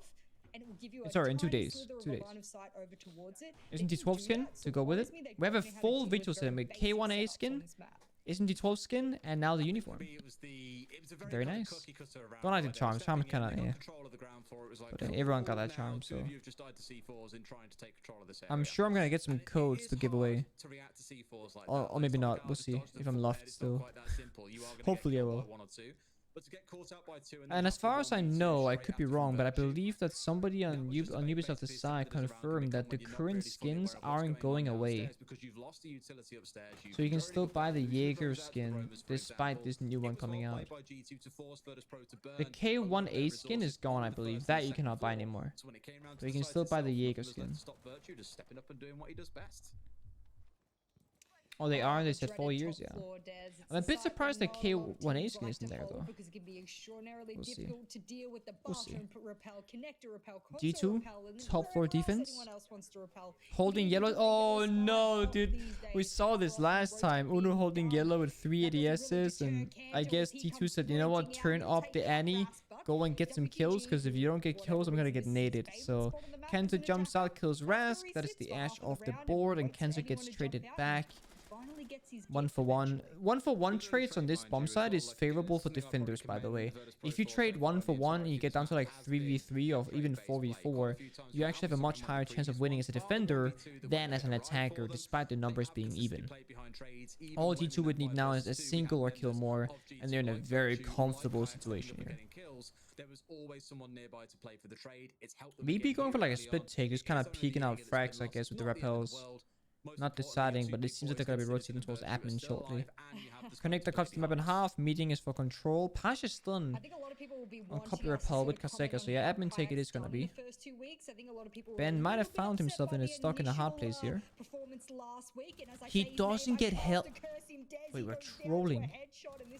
Wait, we're trolling. He gets droned out here. Hello? I think a lot of people will be Kaseka's here on the rappel. Ben gets droned here. And then Kaseka rappels in? By the initial performance last week, and as I say his name, I cast a What? curse in Dez. He goes down to a headshot, and this is a shame. Ben would be stuck in this corner with no way out if Kaseka had just held him from the rappel. And then his teammate can rappel in copy window on Pasha, and then this guy is dead.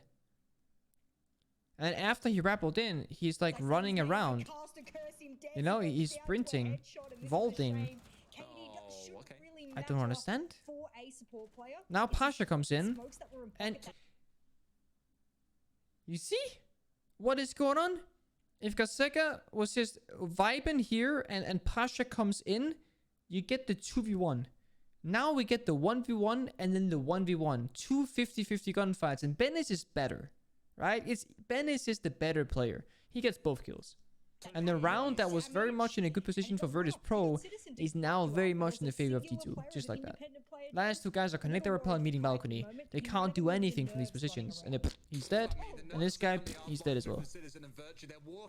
Right? There's just nothing you can do here.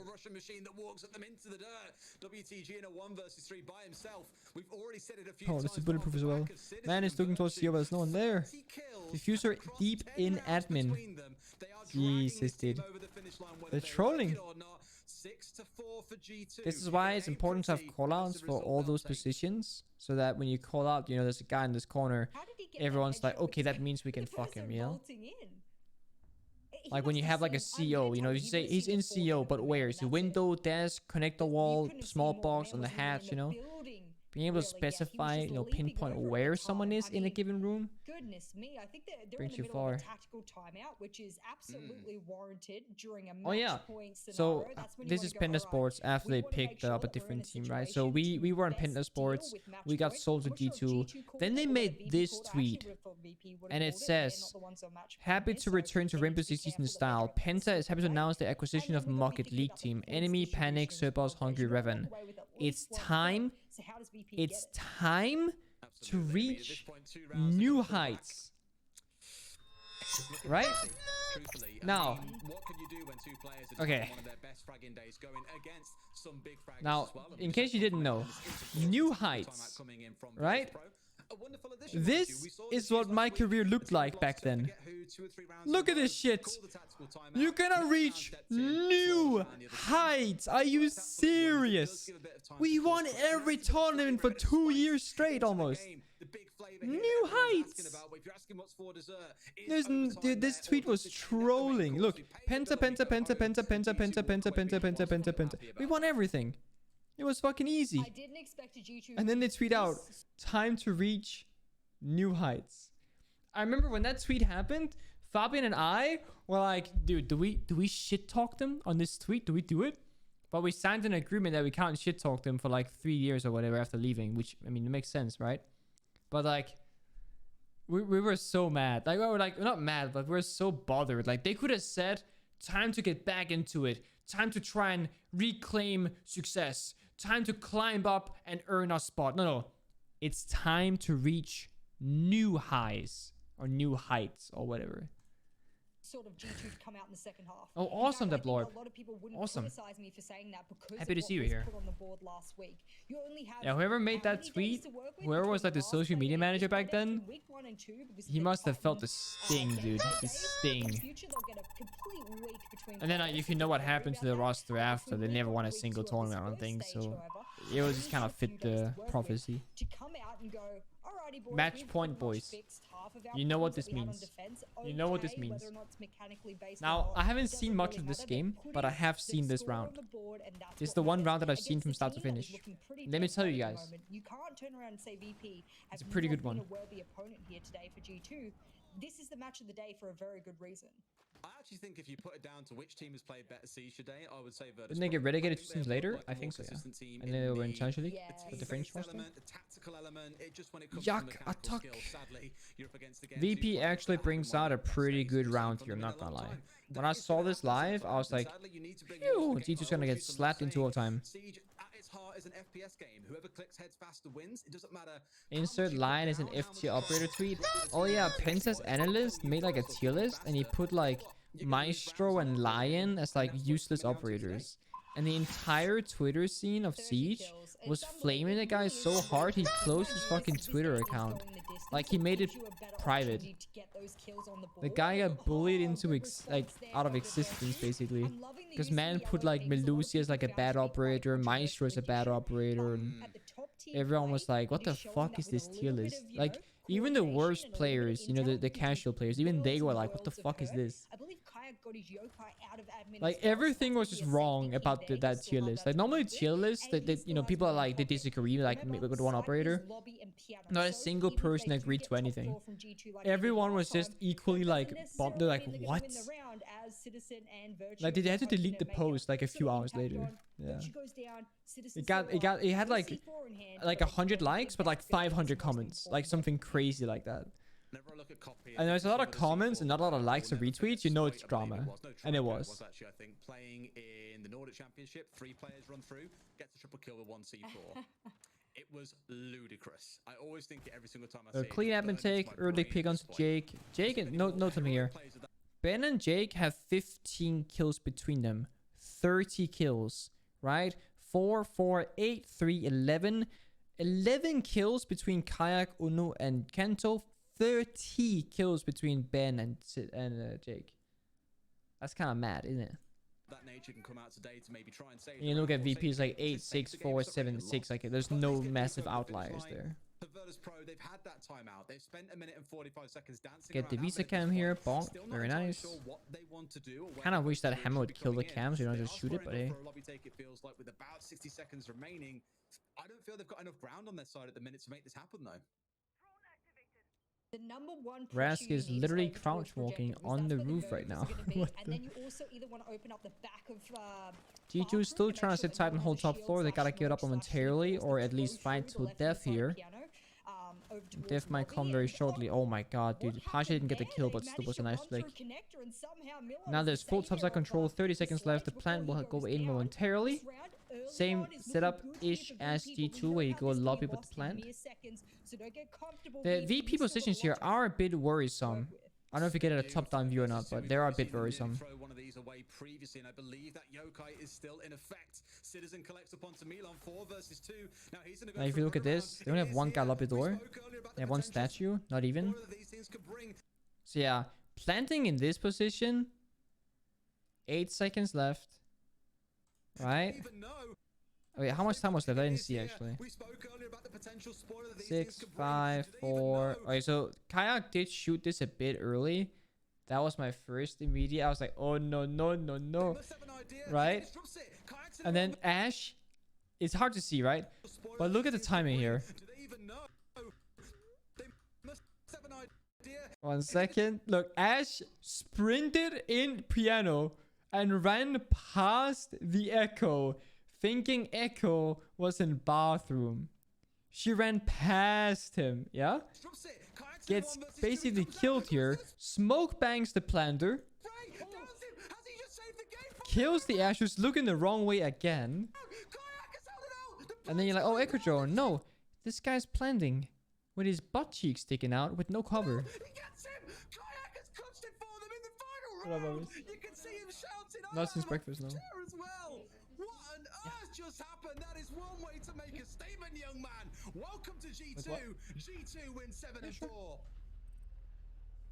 It is a bit unfortunate, dude. It is a bit unfortunate. Kayak is adorable. Is that him like celebrating? You look down bottom left.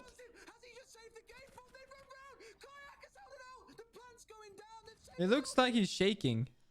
I think it's because his camera shaking. You see like visible shakes.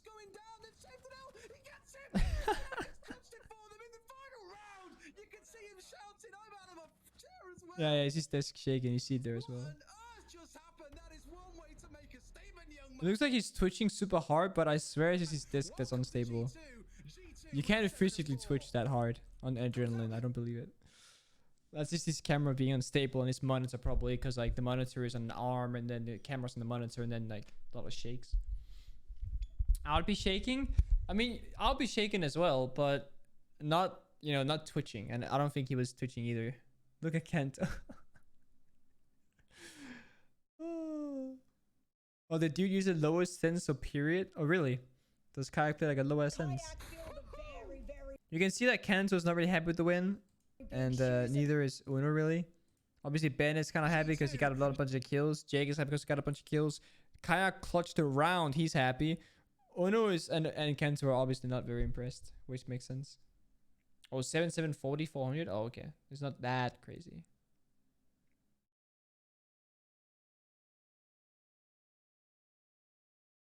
What's that funny Rainbow Six clip of that guy screaming at his teammate to drop down and defuse?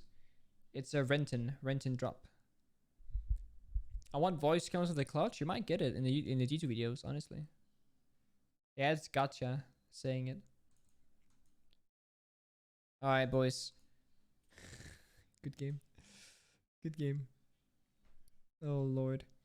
Yeah, so not only did Citizen and Jake drop like 16 and 15 kills to get that win, but the Yak had to get like a 1v4 echo clutch as well, and it was a 7-4, I believe, right? Yeah. So it's still early days. We still got a bit to work on, but I'm happy to see that they actually got a win coming in. 1 sec, I got an email real quick. I'm just gonna read through it super fast. I've gotten an offer to stream a top secret upcoming single player FPS game. I can't tell you anything about it. It even has a code name. And I'm being asked if I want to stream the game. Not now. Like I gotta sign an NDA and shit, right? But they would like me to stream it in March and May. So it's soon TM. Oh. Interesting. But they don't show me any gameplay. What if the game sucks? What if the game sucks? What if I stream it and the game is ass? They don't show me what game it is. Maybe I say yes. What is it? Or it's a game that somebody would like me to stream. But they didn't tell me what it is.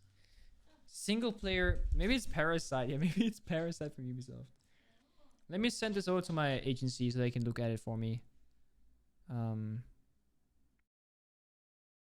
sec. Let me get this guy's email real quick so I can just send it over. There we go.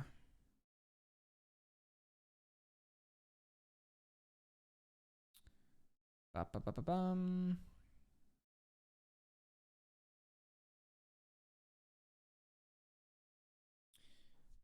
So right now, boys, we can do 2 things. We can either watch another game, or we can finish the gun tier list that we did. We started a Siege gun tier list like a week ago, and when Crimson Heights came out, and we never got able to finish it.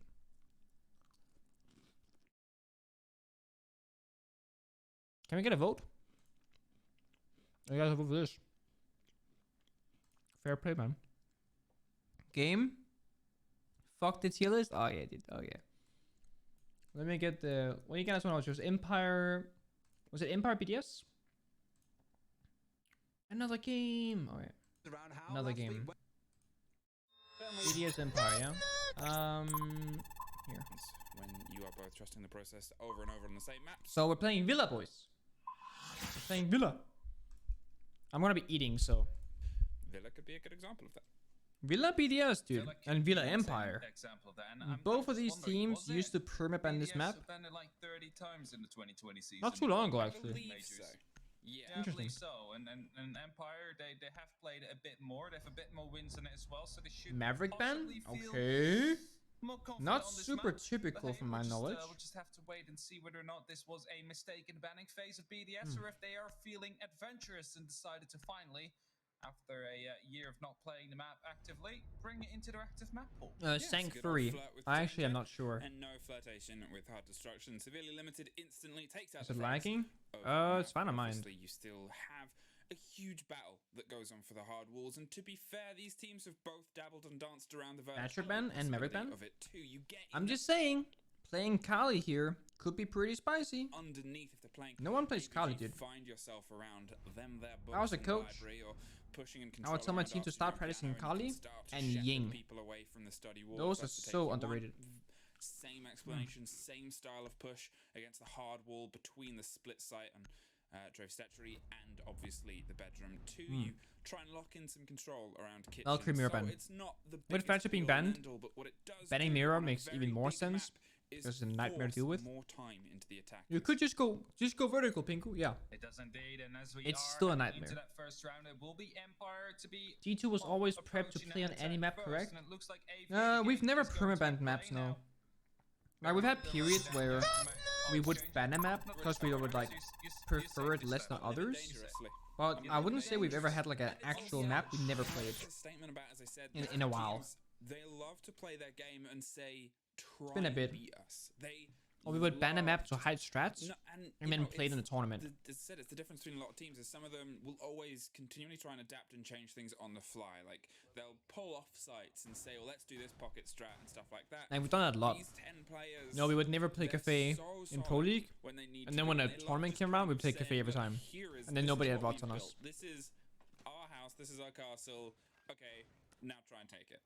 And I think that's the thing. It's always great to see Then them playing because Doggerby? it is those two kind of like juggernauts just Interesting. going at each other. Maestro cameras are available, not being played. Valk is banned, so there's not a lot of like camera information available. It could be for the room clear help, could play Jack of that as well. The guns and Doggerby are not the greatest. I mean, DMR is okay, but the T2 skin, when that comes out for SMT12, that gun is gonna get a nice buff. You heard it here first, boys. When the T2 skin comes out, expect an SMT12 buff shortly after to boost the sales. And then it's gonna get nerfed again. 100%. Maybe pick up a kill in the process as well. Wide push here as they try and clear and get clarity over the opposite side of the Yeah. floor. Joystick. So Joystick going in the way he does, now the Doggerby makes a lot of sense to assist this with both the drones and the phone calls. Raphael could catch some feet here. If the timing is right, oh, he goes for the drone and not the Ash, that is unfortunate. Joystick is ice cold, man doesn't even realize, or doesn't even flinch the fact that there's guy right next to him. They were playing underneath, and now they have an idea. Getting in this position right here is great, but do know that there's no refragability, there's no help to be had. Okay, well, So somebody's if he was wine. singled out by Wine is BDS, huge. Wine is that's a free such kill. an encompassing flaw that for a lot of teams to send themselves down there and risk the 2 versus 1, it's not worth it. So they'll instead try and continue their setup and leave something like this. So always has the hatch in the rotation. They're going Poor to Raphael. on the red stairs, and they're Being in the still basement gonna like try that, and apply the pressure towards 90, it's like nerve-wracking. as they should. You have no help, no This drones. might be a way that BDS tries to force a nomad The thing to is, come into play in one of the these odds of continuing anyone rounds, actually because as long trying as to come down and Raphael's chase you down here, there's 3 is so exit I points he okay, can never potentially mind. go for, They're chasing as his now a ass. very heavy hunt is And this with the underway. phone call from Joystick Doggerby trying comes to in kill his super career clutch. foul to pick up 1 at least to start things off with. Knows that there might be a second one hunting, and it is This is indeed also a why foul. you don't simply chase people in the basement, because it's really hard to drone. There are so many corners. And no one really knows exactly what it looks like, you know? Always gets the headshot. Very nice. 1-for-1 trade. Raphael wasting a lot of time, killed 2 drones and got a kill. Not bad. Yeah, you lose joystick, you lose your entry, you lose your ash. I'm gonna say worth. You lose more time. Just over a minute left on the board, and they're starting to apply some pressure to the site itself with Scyther trying to get control of 90. It's also like if you're Empire, you need to make that decision super fast, whether you're gonna chase or not, because you can't just sit in that middle ground and fiddle back and forth. Either you just fucking go for it or you don't. And they did. A lot of verticality. So kudos to them. Though, that finds Dan in the meantime, takes care of the Decay Bee on the approach, and that's going to make things a little bit more comfortable for them. That big, heavy-hitting DMR is a big, big problem on these long angles down, long and down across the strategy table. Nate coming in right there, got the DS and shield. doing anything. Maybe take out a little bit of the utility there. Could Different only sides think of the wall. from you, Gemma, to be taken out. And also far, Shaiko still in a power position near that gun vault. Has the opportunity to just peek whatever. The reason why this position is very defender favored is that if you note, there's only 3 attackers left. They're not gonna have people on every side, right? They're gonna have like a study player and 2 guys top red. They're all 3 most likely gonna come from the same angle, which they are. 2 guys top red, 1 guy 90, right? Or 290, 1 top red actually. No one is study, no one is main stairs. All BDS has to do is hold angles and press left click when the hit comes through. Here's the one, here's the second, and there's the third. Attacking Villa without man advantage or equal ground is so hard. If you had a guy either come up main stairs, which this guy was looking for, or if you guys study balcony to cut the map in half, it gives you a little bit more wiggle room. But having to take these like honest gunfights with no drones, so hard. This is an option, but on top of the pool it's a bit easier on statue, but for AVG. At any given moment to just spray you down. They didn't really feel safe there on the likes of Empire, and they forced themselves to move to different positions. And with that, they ran out of time. And with that, BDS able to pick up a very amazing. Yeah, first round. She is, but no one plays her. Still with the like if you're, you know, Empire or BDS in this situation, and you play the Ying, you can just break the bomb sides. To double down and instead from one toxic operator to another, from Dogby to Lion. Not sure what I don't know. We don't typically see Lion on this map. This map doesn't have a lot of movement. Obviously, you can force movement by playing fast-paced, but most teams aren't afraid of Lion anymore. Some players might still have a bit of PTSD, but most people should be fine. The vibrations that occur, but at the same time, it's a little bit more uncomfortable for that roam player and for that person off-site. All right, so trophy stat we are going up to. Just looking at Ace again as the heart. Why are so many pros next to the monitor? Due to the fact that you can see more, right? If you're up here, you're close to your monitor, you can like track the fucking pixels, you know? It's a little bit less easy for the other Heartbreach gadgets. Siege is a game where there's a lot of pixel angles and really tiny details, and it's very center focused. You don't really use your peripheral view very much in Siege, so sitting close is not very disadvantageous. It does fuck your eyesight up, however, and it gives you bad posture. We usually see that Shaiko has a shrimp posture, because like he's like bent in the back, and he might not have problems now, but he might have problems in a few years, or like his back and neck. Out pretty quickly and is going to try and make an escape alongside the corridor and head to the bottom of red. Like he looks like this. See that there's pinches coming from that's Shaiko's gamer posture. And while he hits a lot of headshots, I am a bit worried about his health long term. Personally. It's a multifaceted push here, all coming down in a I mean, I had back pain a few years ago, and I had a decent posture. Maybe Shaiko's back is like incredibly solid. I don't know, but it's very, very difficult to have bad posture. Like it's gonna haunt you for a long time if it starts hurting.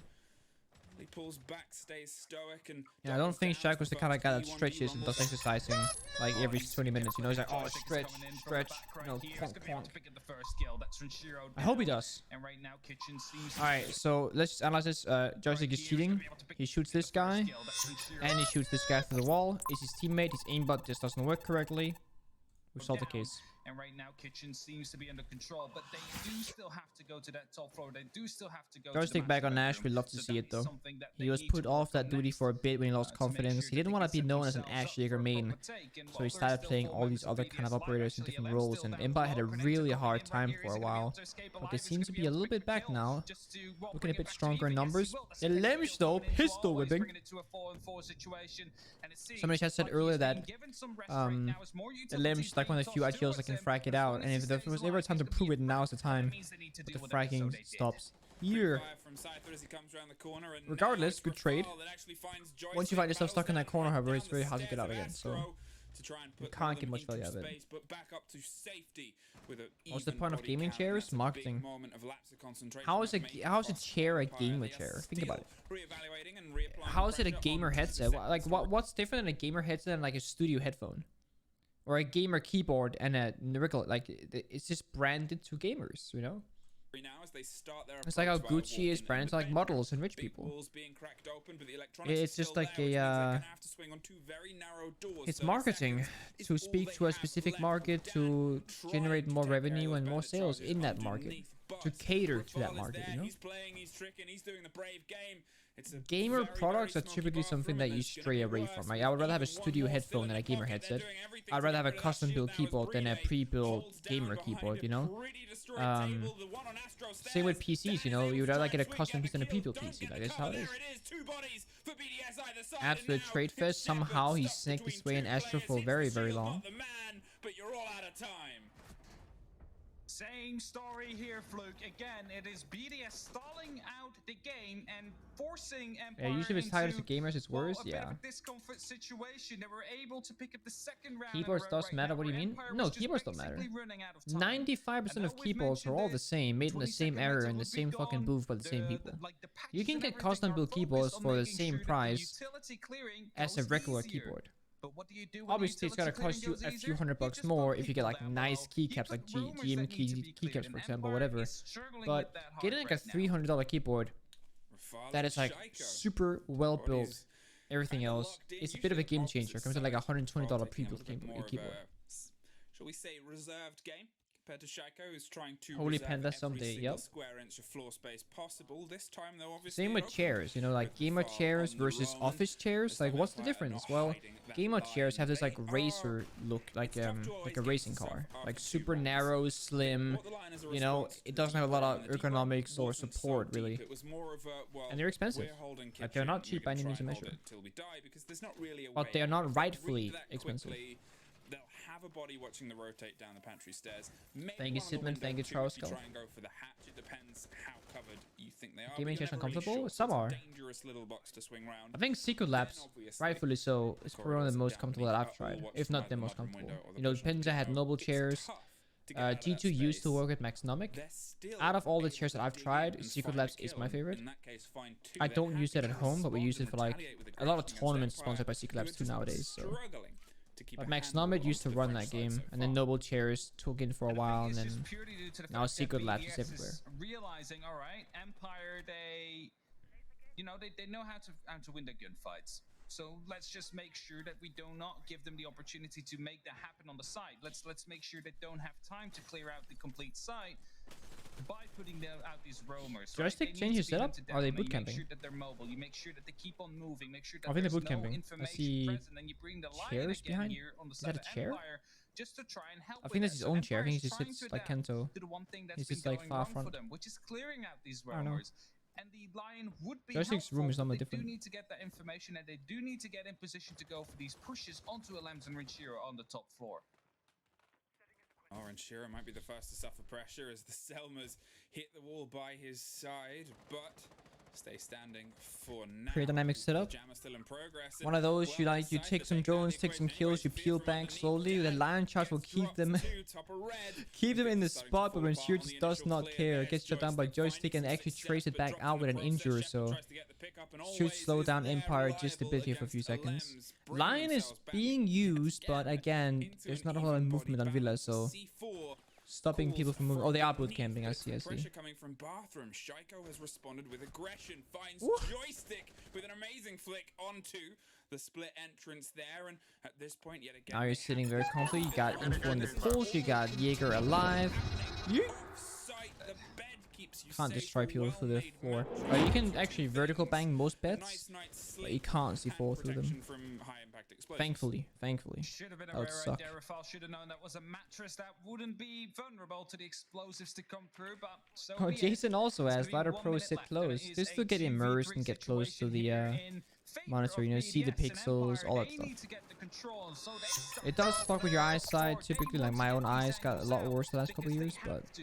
They're currently when it trailing, comes to yet Pro League, all that Osmo matters is is a winning. defense You don't really side of care matters, too but much they're about currently the being played with. They're being long toyed term, with you know. If you by can win in the BDS by short just term, not giving them a you don't really single care if you chance lose of long actually term, coming because the up to short term execute reward eventually. is there, This and round you're will not be at gonna exact see the same time. punishment There is no until time, years there in the is no future, right? manpower to clear out all the So utility if you on play site. better by They sitting need to close rely on now, their you think gun it's skill to great, try but and then you win out start this seeing battle worries in every about fucking 20 year, and you're gonna be like, oh seconds. fuck, I kind of And regret it's it one of now. the things that we've seen so far from Empire is when they do What you have could do with the taste of poster the actually, site, they you move could go for a cheeky flank, knowing that there's nobody, you know, holding Astro flank, but quickly. they're not We saw choosing it on to. the first round, but here they keep being just Raphael's playing it nipped safe, at, playing it attacked, smart, and they're playing the aggressed refrag by on BDS side. before As I they say get the refrag, Shaiko is swinging it out unnecessarily much. Let's say Shepard had found the frag here on Shaiko. Now you're playing 2 versus 2. One guy stuck in pantry, one guy stuck in China. And it's actually a pretty decent position for Empire to be in.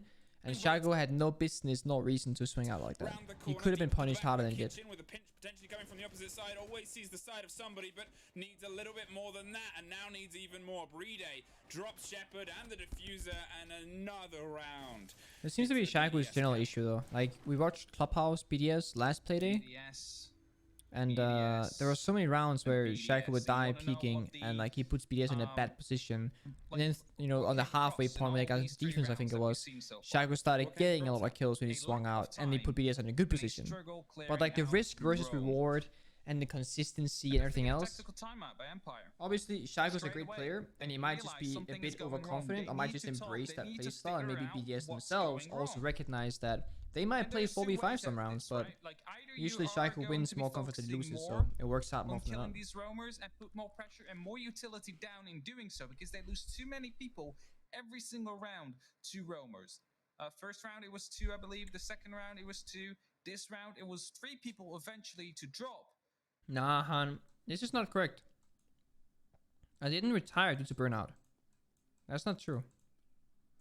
I didn't retire due to burnout. That's certainly not true. And you're not going to be able to with 2, I don't want that to like, be my 1 story, minute on the dude. clock and 2 people to completely clear the side and clear all the utilities. If anything, right? I So there's retired to either avoid the fact burnout. that you are going to be focusing Because I was getting on burned the out. roamers trying to take Like, I wasn't quicker, enjoying it the same way I used to. or you for are sure. going to hit the side directly in a But I saw this tweet, right? And I don't think I ever personally understood how I felt until I read this tweet. You're not burned out. You just don't get any reward from what you do. You need incentive, not rest. I think, you know, I saw this tweet a few days ago. On March 20th it came out, right? Literally like a day or 2 ago. And I never really realized why I felt the way I felt and why I wanted to retire. But I feel like this tweet, it clicked for me. Like, I don't think either I was actually burned out. But that's like the excuse I use. That's like the word my brain gave me. Because I don't feel like I woke up and I couldn't do my job or anything like that. It's more like I didn't feel any reward from what I did. And that's true. Like, I woke up every day and I felt like it was the same shit. And there was never anything good coming out of it. Because it was just a fucking struggle the last 12 months straight, you know? So I think this tweet, if anything, like really connects with why I retired. a kind of a rush strategy, and that might be For something sure. that we will be seeing. And maybe if I with joined a Empire. different team with new I think that's teammates, the thing maybe about they the would be Empire different. play as well, is in You know, that maybe I just first needed a change of 8 scenery, PG which is what I round, tried to do. You know, I tried to be where sold the fight was to quite aggressive and NA they went and hunted. teams They're last being year at really Invite proactive, 2020. and you have to be, And Philly. buyouts never happened, so I stayed in Cannot D2. let time But slip maybe away. if You those buyouts cannot happened, maybe I would have really, never, truly, retired. you Or know, maybe I would have you not need to retired achieve now. something, and the way Maybe you a fresh achieve start it is what I isn't needed. a leave it and lie. Isn't, as you said, and could have been a great possibility, the Nomad or the air jabs to lock down staircases. you know, maybe even a gridlock at times can be used quite well if you position I see what you're those saying, on Corey. those rotations, and then you can focus everything onto But the for side. me, I don't find any motivation in being an inspiration for others, because obviously you don't know what it's like to be in D2, and I don't know what it's like to be in Road, but the last 12 months in D2, like, as a team, it wasn't very fun. It was meetings, discussions, arguments, failing, losing. People moved here to live together. 6 months later, people moved back. It's only me and Virtue who lives in Berlin. Uno, Kento, and Citizen all said they don't like it here. They want to move back home. So they moved back home. So we all moved to Germany, and more than half the team left 6 months later. So it wasn't a very nice scenario, obviously, right? Like, what we tried to do here just didn't work out. It was like, we imagined moving to Berlin and have a great time. We moved here doing fucking, like, COVID started 2 days after we moved here. We moved here on like a Friday, Sunday night, the lockdown starts. You know? Like, it was just, we couldn't fucking foresee COVID happening. We couldn't. But it fucked everything. We made plans of moving months before COVID was even a thing.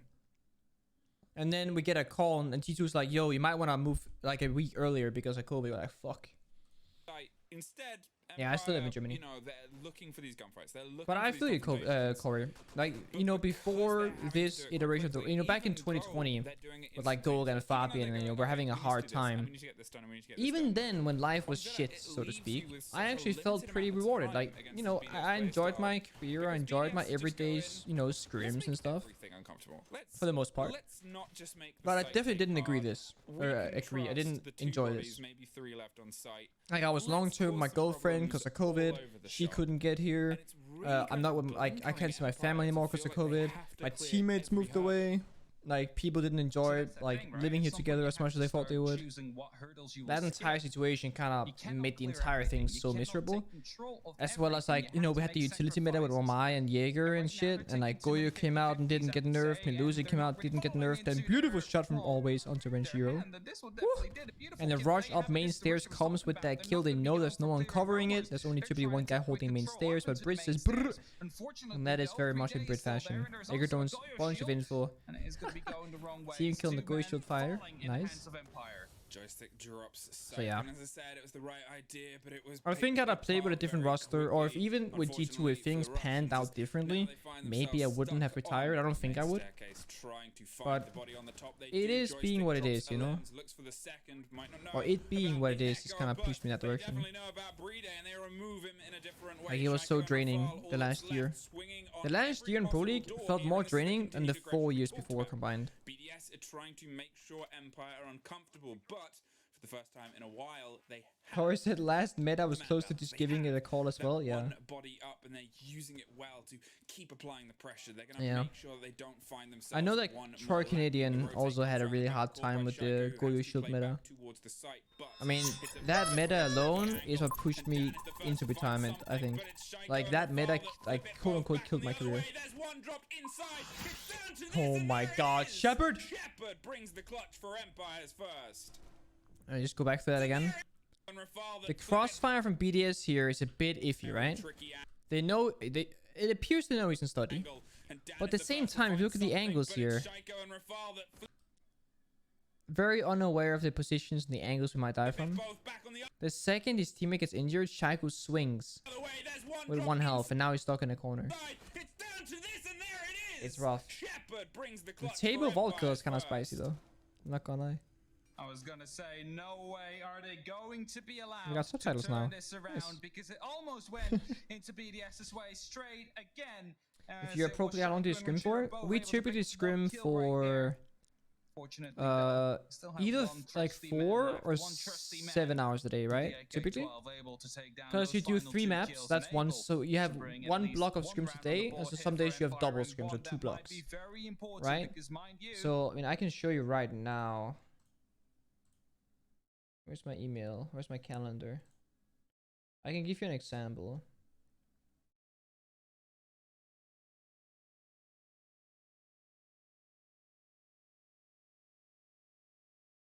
So I'll go back a few months just so I'm not leaking any like scrims and stuff, right? So let's look at this, for example.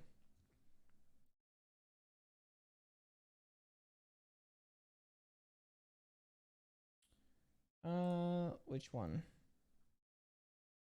Here, for example. So this is from the G2 calendar from a few months ago. So not leaking anything recent. Theory and warm up. Map 1, map 2, break, map 3, map 4, review, team chat. From 1 p.m. till probably 9 or so. With like a, usually this break right here, usually this break was 10 minutes. Because this review session would actually drag down to here. And then you get like a 10-minute break to eat, and then you play a map again. And that's 5 or 6 days a week. That's when we do double scrims. And this is 5 maps. So you do 2 and you do 3, or you do 2 and you do 2, and you do 3 and you do 2, right? You can do 4 or 5 maps depending on how many you want to do. You can even do 6. Do 3 and 3. And you usually scrim 5 or 6 days a week. With Pro League, you got, let's say you got, off, and then you got, 2 map scrim on Tuesday, and then, Wednesday you got, let's say, Pro League, and then you got, 2 map scrim and then Pro League, and then you got 2 map scrim, and you got a day off. Like, right, you just rinse repeat. Like, off day, 2 days scrim Pro League, 2 days scrim Pro League, 2 days scrim, off, and you just fucking rinse repeat that for 6 months straight. It's very tiring. And then let's say you lose this map, you lose that map, you win this map, you lose that map, and you get slaughtered on the last map. You're not super happy. You're not super you're not super positive, right? You go into the review station and life is shit. Then you have a team chat and you're like, oh, this isn't working, this is fucking bullshit, this is bad, we suck at this, we suck at that, It's very tiring for sure. It's kind of nice when it's going well if you're winning. But when you're not winning, it can be hard for sure if you're not improving. We saw BDS do quite well against Vitality and have fun, but then we saw Vitality bounce back. So because even if they we don't really have off seasons in CG either. If you don't qualify for a tournament, then you have an off season because you have like downtime. But usually in the off season, people like myself, we start streaming more. And people that need a new player, if they kicked someone or somebody left, need to find a new player and then practice with that player. Like when I left T2, they didn't get any off time because I retired on this day after Kayak joins the team. So they start screwing with Kayak when they would normally have a 2-week break. So as far as I know, the T2 guys got like barely any break at all between this and last season. Because during the break, they would need to play with a new player and get up to speed, right? So like it's always shit, kind of. It's better nowadays than it used to be because now you only have 1 Pro League day a week, and that's something that I've been trying to get, for a long time. Only having 1 Pro League day a week is amazing. You have a whole week to figure out stuff, both for coaching perspective, analyst perspective, and as players you get time to reset and go back into it. Whereas last couple of seasons we've had 2 play days, 1 Monday, 1 Wednesday. And having only 1 day break between them, holy moly, dude. Well, I'm always VOD reviewing our games. Hey, Alems, it's because you're famous, dude. I ask my chat, hey guys, who do we watch? And they say D2 and they say BDS. And you guys are playing pretty good today. A little bit better than Clubhouse so far. But maybe it gets worse. There's a lot of time left. Win from BDS if you're taking them to their battleground. You need to make your own battleground. It's because you're famous, my guy. What they did. They were the ones to decide where the no, Cascadian. I don't really talk to any other D2 players, like from other games. I spoke to Kenya's a bit because Kenya's girlfriend is my neighbor. And she's friends with my girlfriend. So I've met Kenya's a few times. He was in my apartment the other day, or the other week. I walked out after streaming and Kenya's in my living room like, what the fuck is going on? Like, what are you guys doing? He just arrived for bootcamp back then, I believe. Pushes his way through the opener and tries to find the firefight on 90. Lems is the one that takes the angle and heads back behind the shield because Joystick, as he said, Joystick playing this super aggressive roam clear, taking map control super efficiently. This is something that a lot of teams can learn from, I think. Following the drone aggressively, this is like Nest back in his prime, dude. And he kills the Lems who swings him from the shield. Again, had Lems gotten the kill Havoc on the other way, this would be a massive position for BDS. And Lem's dying, not the end of the world, but the smoke is off the board. It makes it a bit more difficult as Empire now has much more time to work with. The smoke grenades won't come out at night any time. And slowly but surely, Shadow getting that kill back pretty much makes the round go back to even. Now they've lost the pinch. They only have people on the master bedroom side of the map. And a huge kill gets traded back. Then being alive there on the balcony gives Empire the position where they have Crossfire here, holding this. And also cuts anyone going into office, right? And you can then later on, if you want, you can walk in yourself, jump in the window and go to side, etc. Now all they got is they got, you know, one guy 90 alone and two guys top red. That's it. And you know, the BDS can walk into office, they can set up crossfires, etc. They can play on the softball and get a good angle. And all of a sudden, this round frame Empire is a little bit more dire than before. I have a lot of time to try and clear out the utility. Just yeah, it's super nice to clear from Master side. You take a Master, you just push up, take 90. If they play 90, you get a 90 guy repel. And then if they leave 90, you take it. Obviously, like Joystick. Joystick gets you 4 to 90 because she's still for too long. This is the difficulty of taking 90, is that this entire area is so easy to C4 vertically. And that's what happened there. So this issue, you can take Master side fast, but then you start stagnating, you start stalling out. And that's where it gets really ugly again. Again, no smokes on BDS's lineup. And in fact, there's actually not a single C4 left either. So the plant here could be going down. But when Shiro on the vertical play is going to make sure that that's not going to happen anytime soon. So again, it looks nice from Empire. They got what they wanted. They even got the balcony back in control. And they get the top main player. But they can't do anything with this. They have almost nowhere to plant. And they have no info from below. If only when Shiro had a C4 here. If only. And now Brit has to hold down the side alone. Doesn't happen. Now the plan has come down in an awful position. I say awful, but I mean off angle. Again, had when Shiro had a C4, that guy would be dead. He actually had a pretty good idea of where he was planting. Cypher opening wall for long angle post plant, very smart, and this round should not be winnable by Renshiro whatsoever. Also, Anne, thank you for the raid. Hope you had a good stream. We just vibe here, Empire. Wait for him to tap it 3 times. One guy can peek, and then he has no time left. Crossfire is pretty good there. Shape out on the balcony, Renshiro and Vault. Or I mean, Shiro Vault. Always in the vault. Basically, you can't peek one without getting shot in the back by the other. You can't really peek the guy's rebelling state balcony either. Some Randy that isn't, dude. Anne is not a Randy. What do you mean? Like Falls of Sunday, go for retiree stacks? Yeah. What are we gonna get? Goga, me, Fabian. Dude, what if we get Fabian for go for? Me? Oh, wait. Me, Goga, Fabian, KS, Shatte. We're bringing back the 2018 invite team, dude. I mean, almost. And now they've been able to do it twice in a row. Sure, what about that, huh? We gotta reach out. Kunes doesn't play Siege anymore, I don't think, and he doesn't really wanna play, I don't think, but we can get KS in instead. We're gonna get slapped by the first ranked team we see. But hey, it's fine. Maybe we should do that, actually. Holy shit. I'm sure Shatte would love to do it. Just need to get Fabian along, and KS also would love to do it, I think. It is a very tough wall or mountain almost to climb. And you don't want to go into a second half of Villa where you are going to be the team on the attack. Big kill from Shaco there. Shepard also been pretty big so far this game, opening up multiple rounds and getting that 1v2 clutch as well. DM Fabian? Yeah, I'll probably DM him in a few weeks. I'm busy the next 2 Sundays, I think. But yeah, I think we can do that. That could be fun.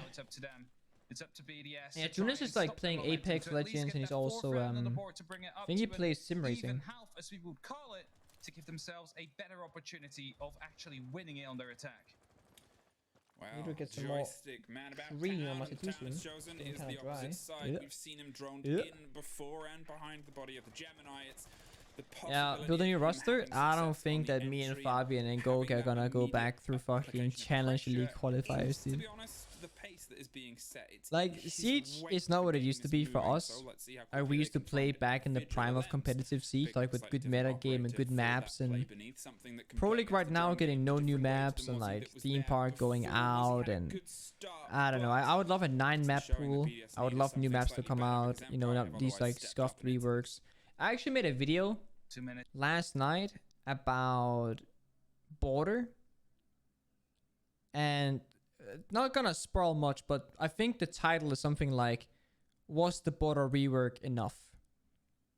You know, so I made a video last night on Border and the rework, and like, even though it's early days and I've only played it for a few times, I have a lot to say about Border in a negative way. I don't think Border is actually changed enough. You know, it plays out the exact same way for both attack and defense with the exact same problems.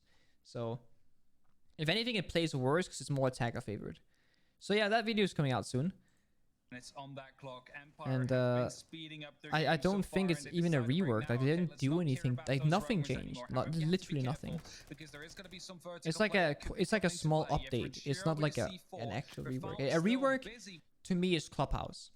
Clubhouse went from a 1 map bomb site to a 3 map bomb site, and you fixed a lot of problems the map had, and you changed the entire meta with impact tricking and stuff. That's a solid rework. Cafe didn't change much. I mean, it has more playable bomb sites now, but it plays out the same way, especially for top floor. Hereford, we don't gotta talk about. Canal is the exact same as before. It has one more bridge, but it plays out the same way. House rework was a casual only rework that isn't even in the game really, and no one plays it. And if you do this, it's bad in my experience. Theme park, I did like. I actually think theme park rework was great. And I think it changed a lot. You know, it changed the entire train section in the middle with those like trains and stuff. And it made more bomb sites viable. It made you give your roam game. You can play all 4 bomb sites on theme park. But that map's not in Pro League anymore, so who cares? Chalet rework, again, very few things changed. It is better, but I don't think it did enough.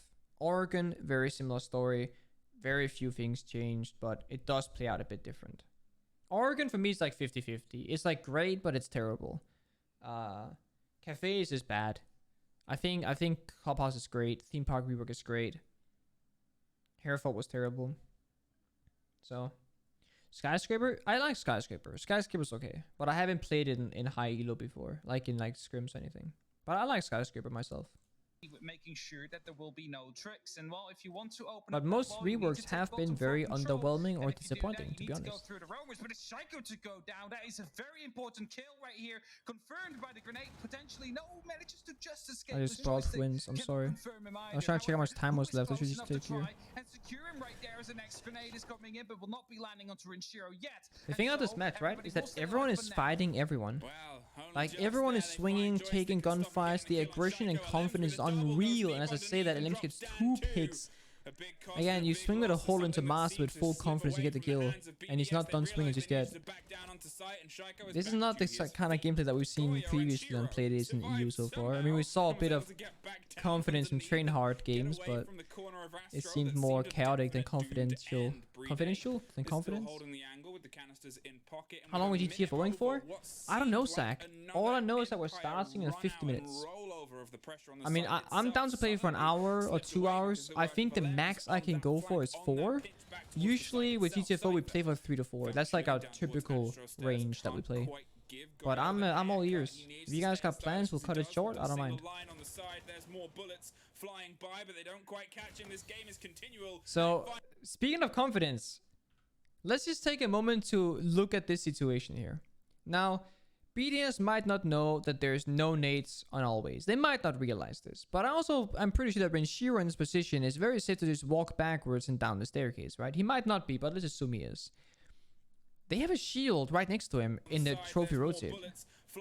So swinging this, especially with the smoke grenade coming out, right? We just caught that. It seems very unnecessary. Because look at this. Shield here, one guy holding you, another guy for refrag. You don't really need to swing that. You can vibe on that staircase, let them walk in, and now this guy's toast. But the second Rinchiro dies, it opens up this kind of play. I assume Cypher's gonna either run back into the smoke or get shut down, but regardless. finally ends. Pushes deep against the smoke. You see, imagine that when Shiro was here, Finds one more for his tally, the and one pinch would be more. Why insane, not? but Four Shaco says versus no, one and he gets versus smoked out on the nobody. staircase too. BDS 4-2. So it doesn't really make much of a difference. Like BDS still conquers the round, they still take it with aggression. It's not a big deal, but they gave up the crossfire, they gave up the pinch for no particular reason besides the fact that you're just peeking for the sake of peeking. And when Shiro had less than 30 health left, which means that you're probably not gonna win that swing regardless. It's only turned around. Lems with a double kill, as you said. I mean, it's just a able to Lems and flip the Shaco show right table. now, winning every gunfight. And with that, BDS able to put 4-2 on that board. BDS's like making sure they strategy keep the lead, they itself keep the momentum isn't for now. necessarily the strongest, the Question, most however, is, clean, will their attacks be but stronger they make than it those two work defensive by rounds we fragging saw? out in all these Well, positions that being you normally would be like, overrun oh, by these guys Empire. are screwed. Now you think of obviously Shaco on the top of the board at a 10-2, and how he was almost taken out this round very early. It looked like Joystick had actually secured the kill for a second. I swear I saw some blood splatter spraying from the man. As When do I think they're gonna change the recall? They already changed it on test server, so I imagine that next week or this week. Well, he went on to get around 2 more Probably gonna be kills on late that. this week, Start early of the next week. collapse I was the assume. rotation up red stairs there from Alems to take care of Joystick and then swing onto the second body. Little moments like that, I think, won't dampen the Empire spirits too much. 4-2 to find ourselves in the turn. Interesting enough, they're actually putting the shields towards master bedroom side at first instead of putting the shields towards the office study balcony. Assuming that BDS will go for the same take on the master side. That is a typical approach for most teams. It seems. I know that like Navi and G2, they like going office, but like BDS, VP, and Empire, they seem to go master. In Oregon, I'm going to keep on bringing it up. It's really a power position. Thank you, Glance Show. You also saw him picking up a lot of kills. Do you think Flores will counter the meta? Not counter it, no. But Flores is kind of like a Thatcher. You know, he doesn't get affected by EMPs, by ADSs and one-mine magnets. He does get affected by mute jammers and musty pests. But he might just be like a lazy alternative because you get 4 drones instead of nading and stuff. Flores will be strong, I'm sure. But how strong, it's hard to tell. Of BDS, making sure that the sides will be opened up. And like I always thought Ayana would be super strong, but Ayana isn't played that much. She is getting picked more and more recently, but she's not really seeing, you know, that big of an effect. If anything, it's because of Rooney's in the game now, that bringing the Ayana is super helpful. Other than that, I don't know. His drones are too loud. It doesn't matter how loud they are. I mean, loudness is loudness, you know? That doesn't really change anything. It's like an Ash charge, you know? There's a sound cue for Ash charges. There's a sound cue for Twitch drones. And a sound cue for Flores drones. And when it's something that explodes and can kill you, it should be making a lot of noise, right? I do think you give him 3 drones out of 4, but regardless, you'll probably see play. Making their way across from red. And yeah, Poison just asked, Badly has 4 drones and 2 normal drones. I think she should have 3 Flores drones and 2 normal drones. BDS taking below, kind of what Empire didn't do, so already making up for that. Has been able to take a Lems. If he gets rotation from Shaco here underneath potentially, or if Shaco drone the hatch, confidence that swings him all the way around, that could be the blow, but otherwise steadily the French neither team really utilizing 90 repel that much. That's exactly where Insurers unless one man down, the enemies end up dying there, I'm not sure. And there's still a shield they need to deal with. However, how much this is the pinch that we spoke about. When the issue comes in, if you can have a guy come up be the main stairs or be on steady belt, you can do a lot of work there. Not quite sure. It seems like it got eaten as Shepard. You send 1 guy to create chaos and 3 guys in the main push, or at least keep the enemy guessing. At least a bit of damage is done. Study belt would be great here to have. Find themselves in the exact same position as Empire is. They basically cleared out nothing on the sides, but they are in the position where they have to go. Shadow comes back up. They're gonna be 4 guys in a singular door, so the execute is gonna come in hard and it's gonna come in true, and the refrag fiesta starts. Again, in this position, no one's in study balcony repel. This door is a big threat. If you have a guy on the study balcony, you can deny this position, and the guys that are gonna be running in can focus on a single angle instead of the crossfire. That's kind of why I want that office player. There's so many angles, so many crossfires, and you have no info, just like blindly peeking everything. It's almost impossible. Like, I would have loved if Shaco went on study repel instead, and his 3 teammates walk in and take those gunfights, and then they don't have to worry about this study door whatsoever. And Shaco himself, if he sees fit, he can walk into study and then help them, if anything. To roam through there. But going 4 guys towards the same door when you have the option of spreading out for the pinch, it's a bit questionable. If anything, you know, ideally Shaco should be on the entry on top red, and you take someone else on study, because Shaco's a great entry fragger. So maybe that's why, you know, that, oh, we gotta push this door, and Shaco says, I'll fucking push it, you know? But if you think about it, you know, and you face ahead of time, you should have someone on study balcony.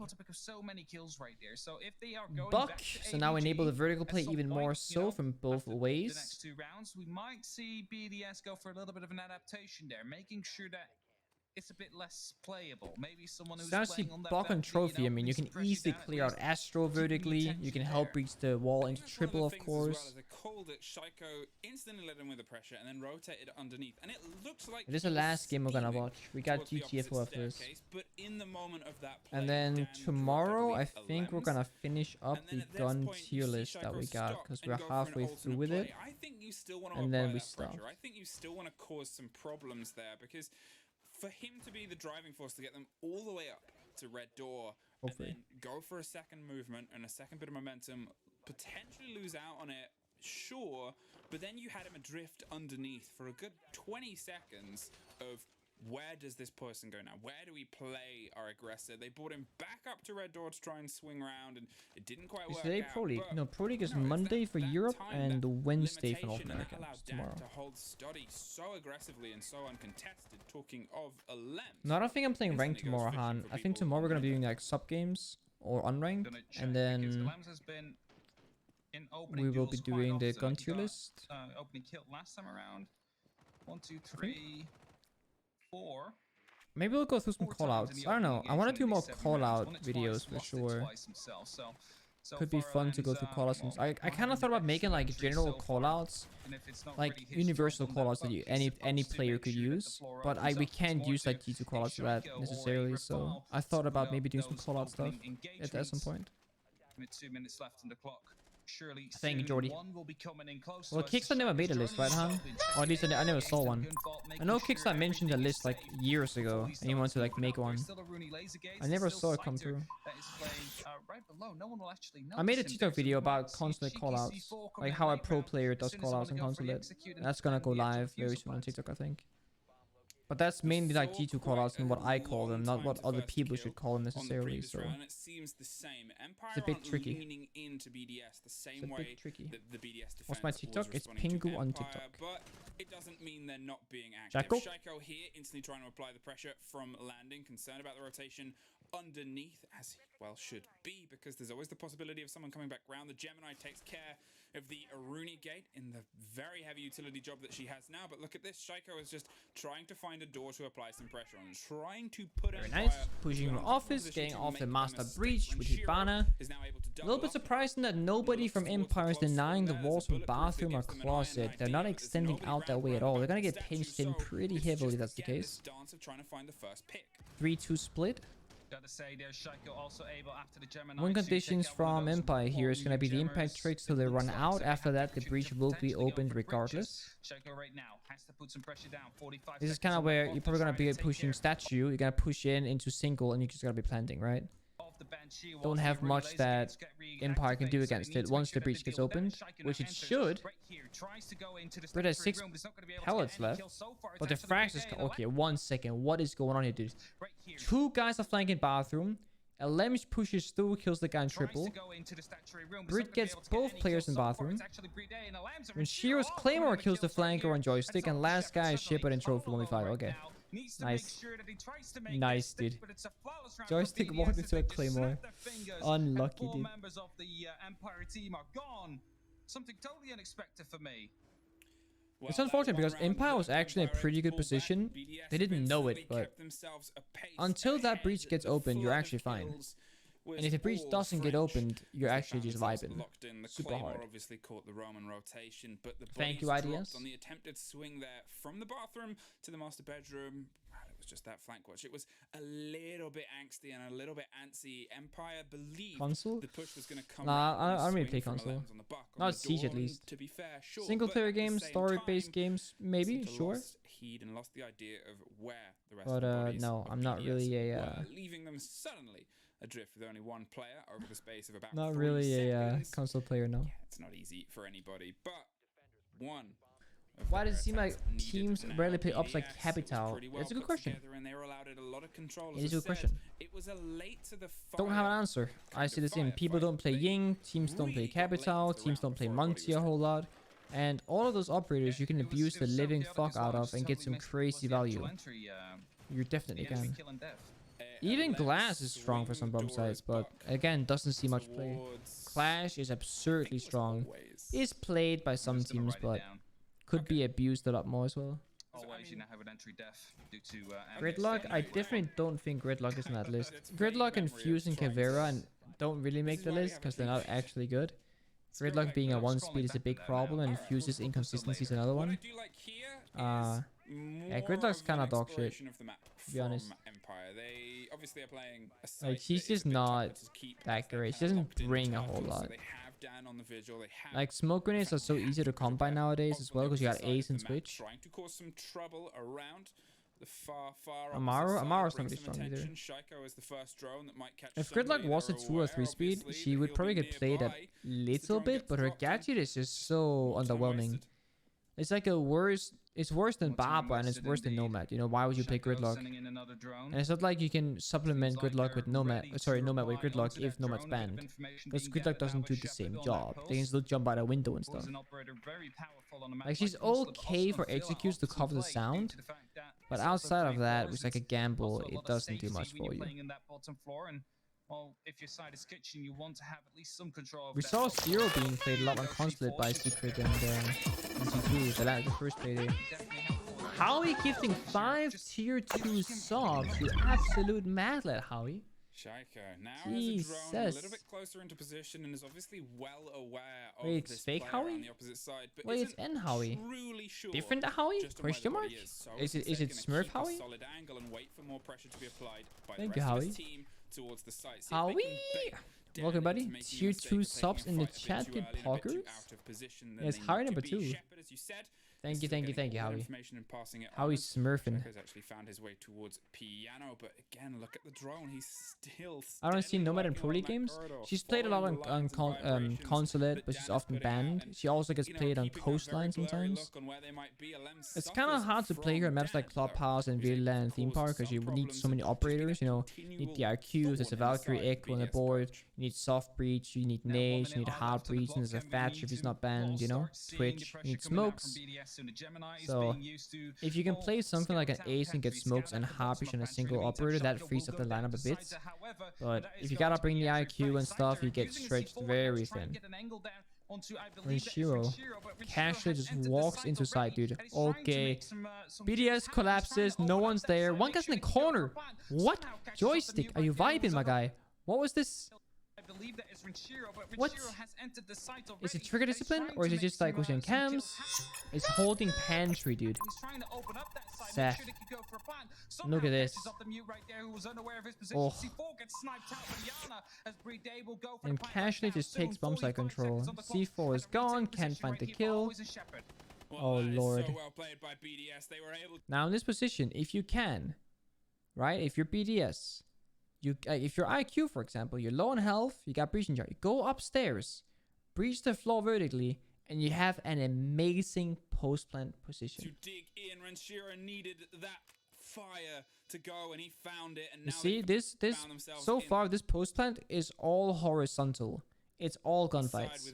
There is crossfire, of course. It's not bad. But if one guy were to run upstairs, you have like incredible post-plant. And it's hard to lose regardless, but that's what I would do. If I'm a Lems there on Astro stairs, I just walk up, breaching charge the floor in case my team throws. I'm fucking solid. See the focus right here in the BDS members, their faces. Also a bit of happiness, of course. Somebody asked if you have Ash. It'd be weird if they were hydrated. what's it called? Would If be you weird, have right? If you Ash find and yourselves Sophia, in don't they Division technically do the 6-3 same right thing? now, If you're on map point, They like, do, but that's the why tricky do- part, my guy. why does it have to be over so If the quickly, you know? defenders play That was Maestro and the only Melusi, thing, that's that was 5 allegedly being said Wait, about. that's But 6. still, That's 3 points 5 are coming close to them. They things already that are have one bulletproof. secured with our new 3 system. Banshees and 2 Of bubbles. course, there's no more draws. Even We by have playing Ash overtime and wins Sophia, losses you now, can where an overtime only win gives you 2 just and kill overtime all loss 5 now gives that you 1. Ash got an With extra that, charge. no more lost points. And you So, also need nades. they Now can the play for nades free are right not now, gonna one be more used round. Whilst for Empire shields is or looking Maestro cameras to if you bring it can to avoid it. overtime They're to gonna be used to potentially force people out of find themselves strong at 2 positions, points. right? So you really typically, very very commonly, on almost every single map these days, play Sophia and Ash to stack up on soft utility, and you play nades. This gives you 6 soft breaches to deal with shields, bubbles, banshees, etc. And then you can play a hard breach, and then you got 1 spot open. Now in this game, that spot goes to IQ. That's to play around the poles, to play around, you know, where the information game is, etc. This IQ in this circumstance doesn't really get that much value, so IQ is a +1. Could be, you know, smoke grenades, could be a twitch, could be, you know, sledge or bug for vertical. It is an IQ in this case, but this is very common. If you play Maverick, then you get like the nades and the hard breach in one operator. If you play Ace, you get the smokes and the hard breach in one operator. Hibana and Thermite gives you less value, but Hibana plays around the impact tricking really well. Whereas Ace doesn't play around the impact tricking at all. Like Ace and impact tricking is that's how you counter Ace, you know. Hibana doesn't care. I'm buying my own photography. What are you saying, Snuff? Hey little shit pink, what camera do you own? I'm buying my own photography. It is bitchy. What are you saying, Snuff? Hey Pingu, Howie told me my twin brother. Yeah, that's your twin brother, Howie? That's crazy, dude. The opportunity to completely reposition yourself as Shaika already looking to try and sneak into the site to potentially get a couple twin of kills. brother. It's That's why his name is not Howie. Because he's not Howie, but he looks like Howie. Of Dan, but not quite the body yet as he rotates back towards the main stairs. Well, Dan is in a way lucky to escape with no. I still think if you gave IQ grenades, moment life flashes before it could fix some of the meta problems. Maybe we'll see less Valkyrie bans. But hey, it's not the end of the world. Oh, I'm buying one for myself. I'm starting photography. That's what you're trying to say, Snuff? What? So, Snuff, I'm using a Sony A7C, which is not the greatest camera for like photography. I bought it mainly for vlogging. But I got the Sony A7C, which is a bit overkill, to be honest. I just wanted to future-proof it. But I use the Sony A7C. It can record in 4K. So again, you don't need a 4K video camera to take photos, right? I bought mine for video creation, not for photography. But it is also my camera that I use for photography because it's the best camera that I have. So I'll recommend Canon personally if you want to go photos. I've seen so much good stuff about multiple Canon cameras. I'm a Sony guy, I guess. My first cam was a Sony, so I bought another Sony because of the same mount lenses and stuff. Oh no, not again! Second Claymore kill going out this game so far. Jesus. Scyther dropping down. Gets exploded up. Who needs guns when you can have explosives? See, Sophia and Ash are both dead. Oh, this is so scary. Whenever you hear like footsteps running and it's fucking Iana copy, it's actually the scariest thing like ever. C4 prep for the plant? What? I'm curious if that C4 will kill someone planting with full health, because it seems to be quite far up. Oh, Brit, big play. Goes deep, plants black box, C4 comes out, smoke is missed, bomb will go down, post blank is enabled. This is tough, dude. Raphael, 1v2 match point, 40 seconds left. Not in the greatest position, but to be honest, it's the position that you probably do want to be in, given the circumstance here. Empire will try and go for the refrag, and if Raphael wants the opposite, he wants the 1v1 gunfight as much as possible. We're gonna assume they have a flank camp for 90, so all he has to do is front forward momentum here. You can peel backwards, play time, let him take it a few times, and then swing. Raphael playing it really smart. Understands the boundaries here. Beautiful.